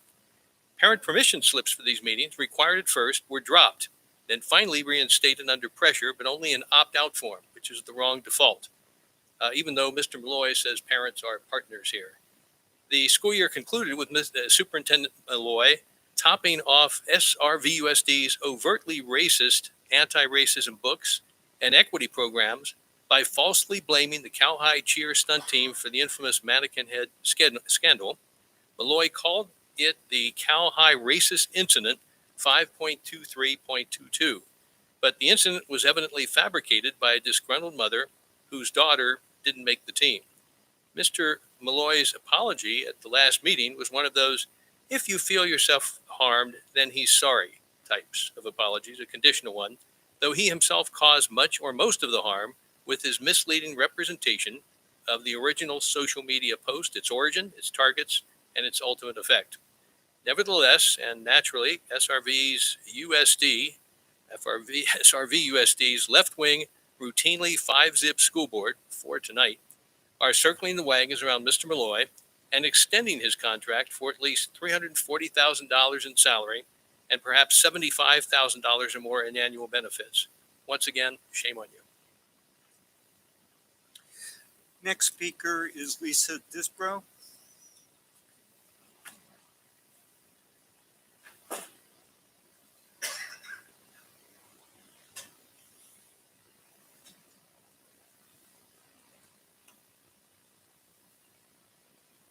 Save your trip.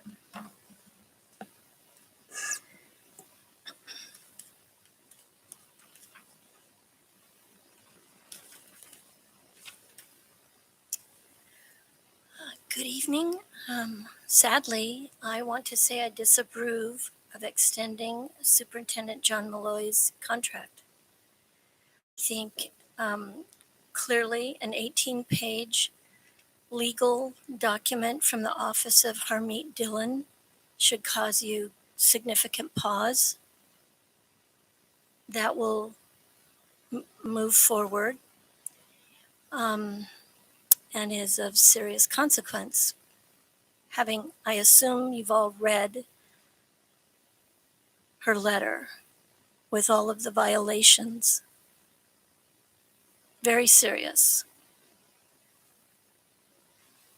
So as a consequence, I'd like to say that I feel that you have purposefully completed Ibram Kendi's vision of anti-racism, whereas people who have not been personally racist,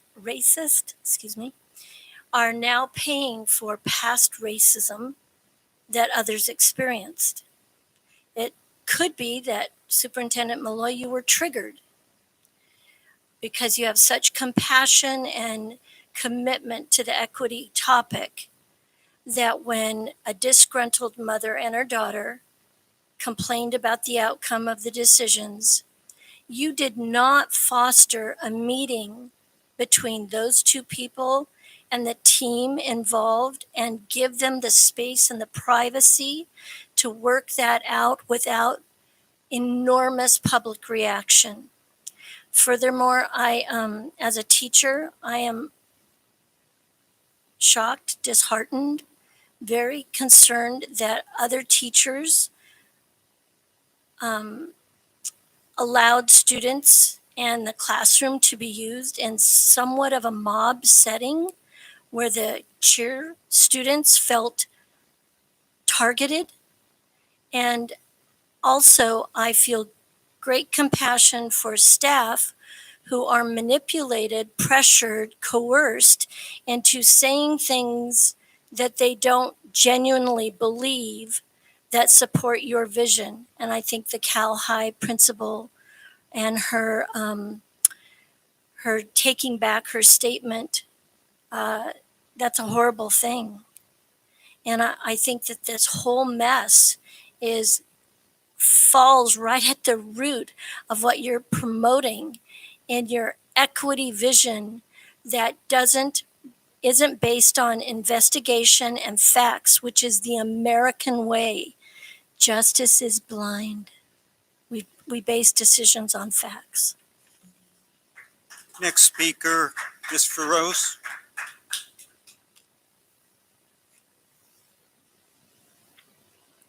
It's Elena de Barrio Verose.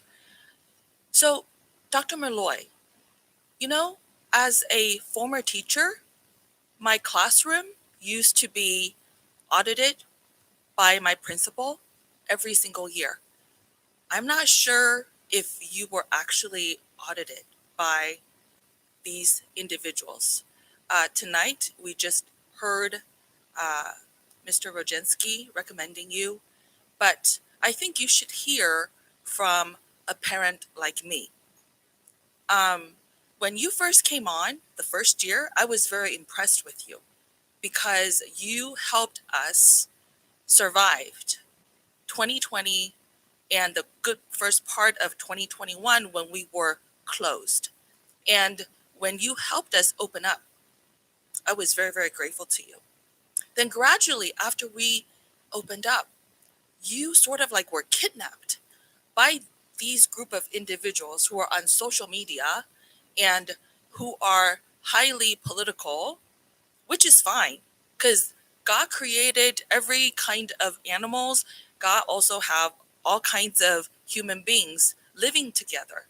However, as our leader, you have proven that you side with one political loud group more than you really care about the other quieter and the more humble group. I am going to recommend to this board to go ahead and give Dr. Malloy another year. Why? Because my group is a true compassionate group. We're truly the group that give people the benefit of the doubt, another chance. We're the gracious ones. We're not the ones who come here and try to make the other people be in trouble by publicly announcing people's names, dragging different parents' names into public comment, and with the help of the president, so that the people's names who were disclosed have no chance to defend themselves. We're not those kind of people. I want to publicly give the entire district a comparison. Half year from today, 1 year from today, we will truly see who are the wolves and who are the sheeps. Those of us, we have compassion, we have respect for people who hold different beliefs and political agenda from us. We are not here to attack other people. We're here to defend our beliefs. And I hope, Dr. Malloy, I will be praying for you every single day that you will please be like God. Thank you for Why? your comment. Because God lets the sun shine on the evil and the righteous. So whether you like us or not, please give us your sunshine. Thank you. Okay, we're on item 10.5 with consideration approval of addenda of employment agreement for the superintendent. Board members, any questions or comments? I'll go ahead and make a quick comment. One of the speakers just now talked about speaking with the information and facts. And I fear that too often people come to our meetings with information or facts. There's a lot of hearsay information, even about the topics we discussed at our last meeting. And people read something on social media, or they hear something from someone else, and they accept it as truth with no basis. First off, I just want to say that the board discussed with the superintendent the evaluation of our senior management team before making the decision on extending contracts. We've met with the superintendent on his evaluation and the goals that he had for this year and how we assessed his performance on those goals. And I'll just say, as one board member, I was very, very pleased with the superintendent's performance this past year in very, very difficult times, pandemic and other. We should be very pleased with the superintendent that we have, and I'm very pleased to be able to vote to support an extension of his contract beyond the current term. Anyone else have anything they want to add before we vote? I would just second that. So I'll And take make a that as a motion motion to and we'll approve. take, Yes. I'll take that as my motion in a second. Yeah, Any other I just want to make a quick comment. So I just want to say as a parent, as a community member, and as a board trustee that I appreciate your leadership. I appreciate the way that you steward your staff, the cabinet. I appreciate the way that you support our students. I appreciate the way that you support my kids. And thank you. And I also am, after a full review, we spent a lot of time and energy going through various goals and specifics around your assessment. And I am proud to approve an extension of an additional year to your contract. Thank you. So with that, we have I made the motion. The motion was made by Board Member Mintz and seconded by Board Member Clark. Roll call vote, Student Board Member Iapan. Aye. Board Member Clark. Aye. Board Member Bratt. Aye. Board Member Hurd. Aye. Board Member Mintz. Aye. The motion passes 4-0. Thank you. We have one other action item, which was on the consent calendar, is 11.15, consideration approval of the College and Career Access Pathways Partnership Agreement, the CCAP. That is now item 10.6. Ms. Vervose, you had something you wanted to ask about that? I do. So to help you understand who I am, Elena de Barrio Verose. Barrio means district. Verose is really Councilmember Viros's last name. So I'm letting you know where I'm from. So I'm Elena from Councilmember Viros's district in City of San Ramon. You're frowning at me. Please ask me question. I just know you as Helen Chern, so I don't know. I'll go by what you put here. I am not Helen Ms. Cherney, Rose. as you say. I am Elena de Barrio Verose. Go ahead. You have Okay. something you want to ask about the CCAP Yes, I specifically? do. So, the CCAP, which involves college, I'm wondering, first of all, in the report, I didn't see any programs that involve this. Does this have to do with the college? Okay. So if that's the case, one of my children had actually gone through this, and towards the second year, I had noticed that the college, either they were experiencing quality of applicants in terms of professors that they were experiencing, which reflected, because I was able to compare since we had several years into this program. So I'm wondering if our school district, number one, has any say with hiring of the teachers who will be teaching our students.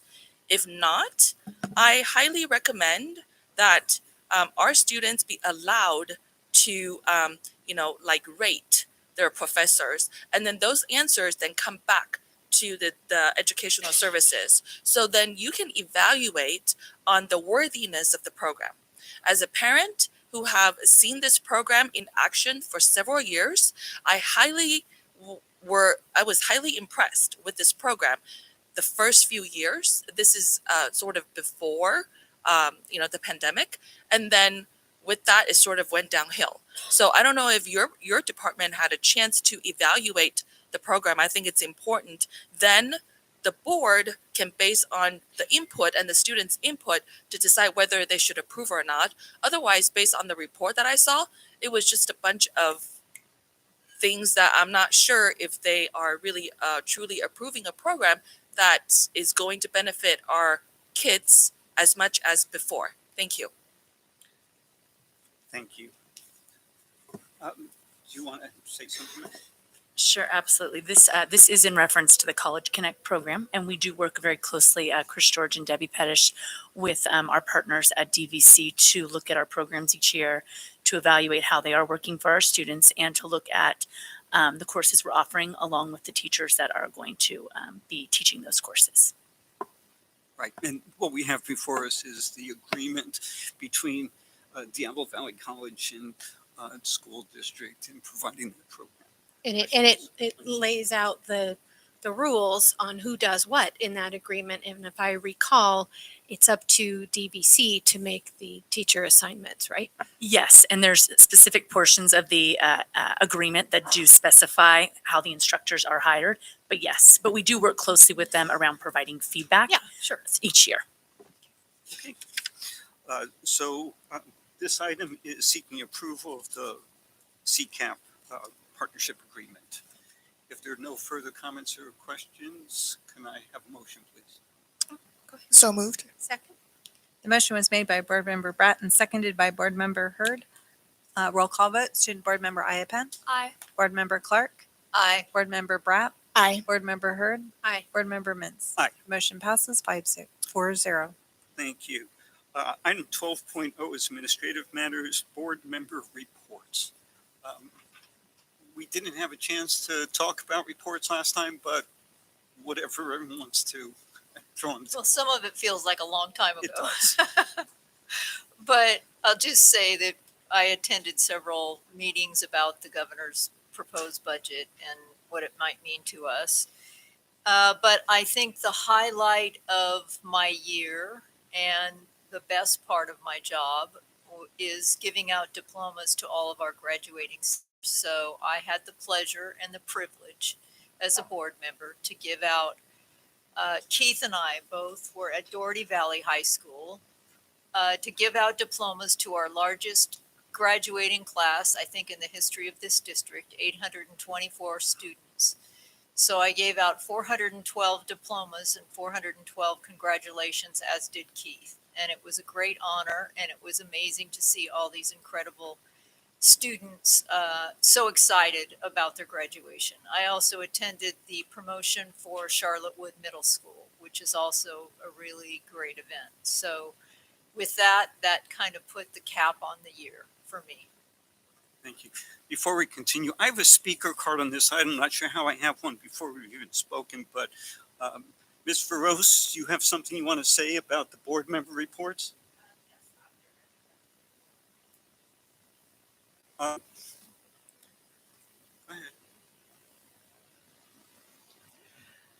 Yes, this report is for the last few weeks. So I think we all attended the PTSA breakfast. And congratulations to everyone who was honored, and especially to the scholarship recipients, the seniors that received scholarships from each of the 5 high schools.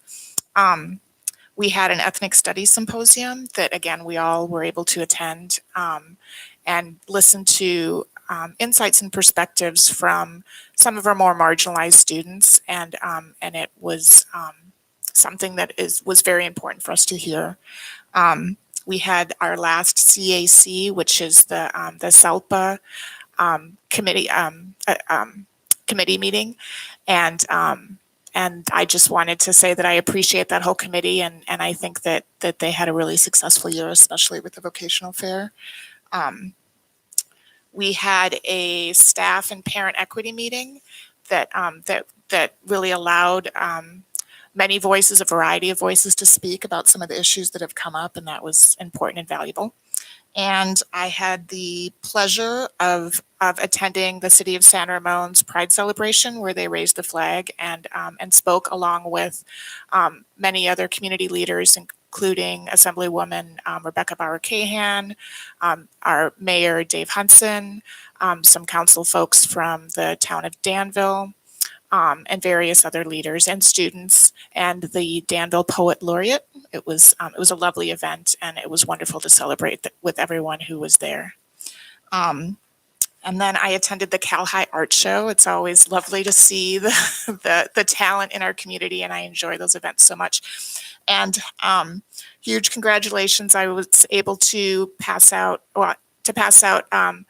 diplomas at Cal High, and just a big congratulations to every senior who graduated. I also attended the promotion at Iron Horse and the graduation at Delamigo Reach, and just am so excited for all of the students that have ended their career at within SRVUSD, and I can't wait to see them soar. So I'm really excited for those students. So that was my last few weeks, and I wanted to also just ask everyone to really find some time this summer, especially our staff and our students, to be able to rest and restore and build back up some strength, because we have a lot to accomplish next year. So thank you. So the weekend of May 21st, 22nd, I was at CSBA Delegate Assembly in Sacramento. It was a very packed 1.5 days, and come on, it is on. And we heard a variety of reports from committees within CSBA as well as staff. We heard about federal legislation, statewide issues, their take on the budget. We revised some bylaws. It was kind of business as usual for CSBA, but one thing we did that was new, which was neat, and that was they asked each of us to prepare answers for 4 questions. What is legislatively needed to strengthen local governance? What is needed legislatively to secure fair funding?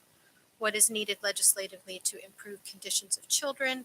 And what is needed legislatively to ensure achievement for all? And they encouraged us to talk with our superintendents about that, and then they broke us in, before we broke us into breakout rooms, and we discussed all those things and did, the weighted voting and all that. And then they brought everybody back together and people reported out.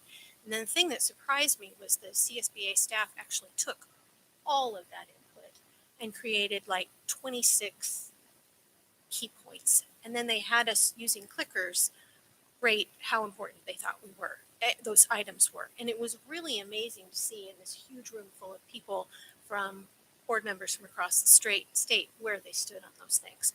And that's moving forward with a whole idea of governance first as a way of supporting school government members across the state.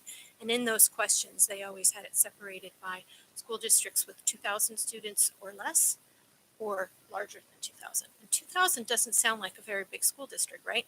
You'd be amazed how many school districts in the state of California have, I mean, there's more with those tiny districts than there are the large districts. And it was just, kind of in your face to see that. In addition to that, I enjoyed going on 2 last site visits. I got in to see Country Club School and Alamo School. I was especially delighted to get to go to Alamo before the principal there was retiring, so it was great to be there. I got to participate as a judge at Doherty Valley High School for their final pitches for their class, which was a new one that we approved last year, XR for Social Good. And afterwards, they had us try on the goggles, and some of you may realize that or recognize that that's the course where the teacher was recognized with a big award just last week. And I had one more thing. Oh, I just wanted to mention the schools that I attended promotion and commencement at. I was at promotion for Diablo Vista and Gale Ranch Middle School, and then I did commencement for just really briefly at Venture, and then at Monta Vista. And I just have to say how impressed I was with the student speeches and just the students' support of each other. All of these issues that have been such hot topics in this boardroom, getting to see the kids there, put it all in perspective. And I just want to call out that I noticed when I was handing out certificates at Gale Ranch, just so much of the acceptance and the fluidity and students being allowed to identify how they want and therefore dress how they want, and that dress up occasion just really hit me at how far we've come. I just wanted to add that. Thank you. Thank you. Let me just run through a few things from the last couple of weeks. In addition to the Ethnic Studies Symposium, which really enjoyed attending with the other board members, that evening, Rachel and I both were at the Discovery Counseling fundraising event. And I just point that out because Discovery Counseling has been such a tremendous partner for our school district in terms of providing counseling support for years. And I just really appreciate all the work that they do. That week, I also participated with the Padasala celebration, one of our heritage type programs for students to learn the one of the Indian languages and cultures. I attended the military swearing in program in Danville, because we don't want to forget that while the vast majority of our students do go through the A to G, going on to college, the Cal States, the UCs, and other colleges, we do have a number of students that also choose military service as well as the military academies. And one of the programs that we've been doing for a number of years, which is different than most places, when you register to go into the military, most of the time it's just done at the recruitment office. You swear and you get on a bus. Here locally in the Valley, we have an opportunity for the family, elected officials, other folks from the community to get together and recognize the direction that these young people have decided to go, and to let them know that our community stands behind them and their support of us. So that was very nice. I attended at Monta Vista their capstone symposium, which is very interesting. A room just filled with students at different tables presenting their different programs in 5-minute spurts. And it's really a great opportunity to see kids being, showing off some of the question type of things that they've been working on and being able to describe those for folks. And it's a whole range of subjects, very interesting, be able to jump from table to table and hear the students. I was very fortunate, once again, as others mentioned, to attend some promotion and graduations. I was at Los Cerros Middle School's promotional exercise, as well as Stone Valley's, and then Ceremony Valley High School's graduation. And then finally, Superintendent and I were very honored to attend what's known as the WOW Award at the Danville Congregational Church, represented by interfaith churches across the county, for the district to receive what they refer to as their Spirit Award, and the work that we as a district and as a board and a policy have done relative to equity. And I really want to thank our superintendent for his leadership in continuing to move us in that direction. So that was very interesting. There were religious leaders from across the county who participated in that. And it was just a very uplifting event for the two of us to attend. So I'll leave it at that. We do have a speaker card on our board member reports, and I'll remind our speaker that it is to speak specific to what the board members have reported on. I want to specifically address President Mintz. You went to ethnic studies. Discovery counseling is about mental health. I want you to know that every time I come in here, if I'm mentally weak, I can probably become mentally depressed and isolated because of you. You have repeatedly not bullied just me, but Taiwan's a country. You refuse to read the speaker cards that are submitted by Asian women. I'm not sure what your problem is.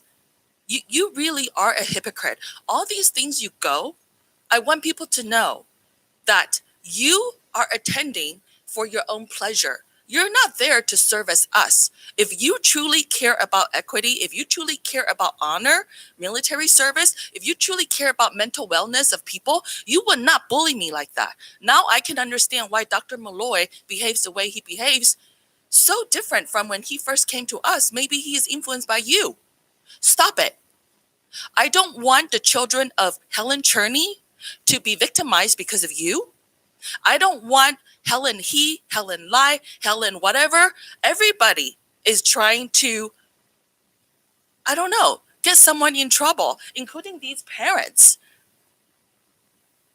Mike Hoffman, Ben Kahn, what is wrong with you guys?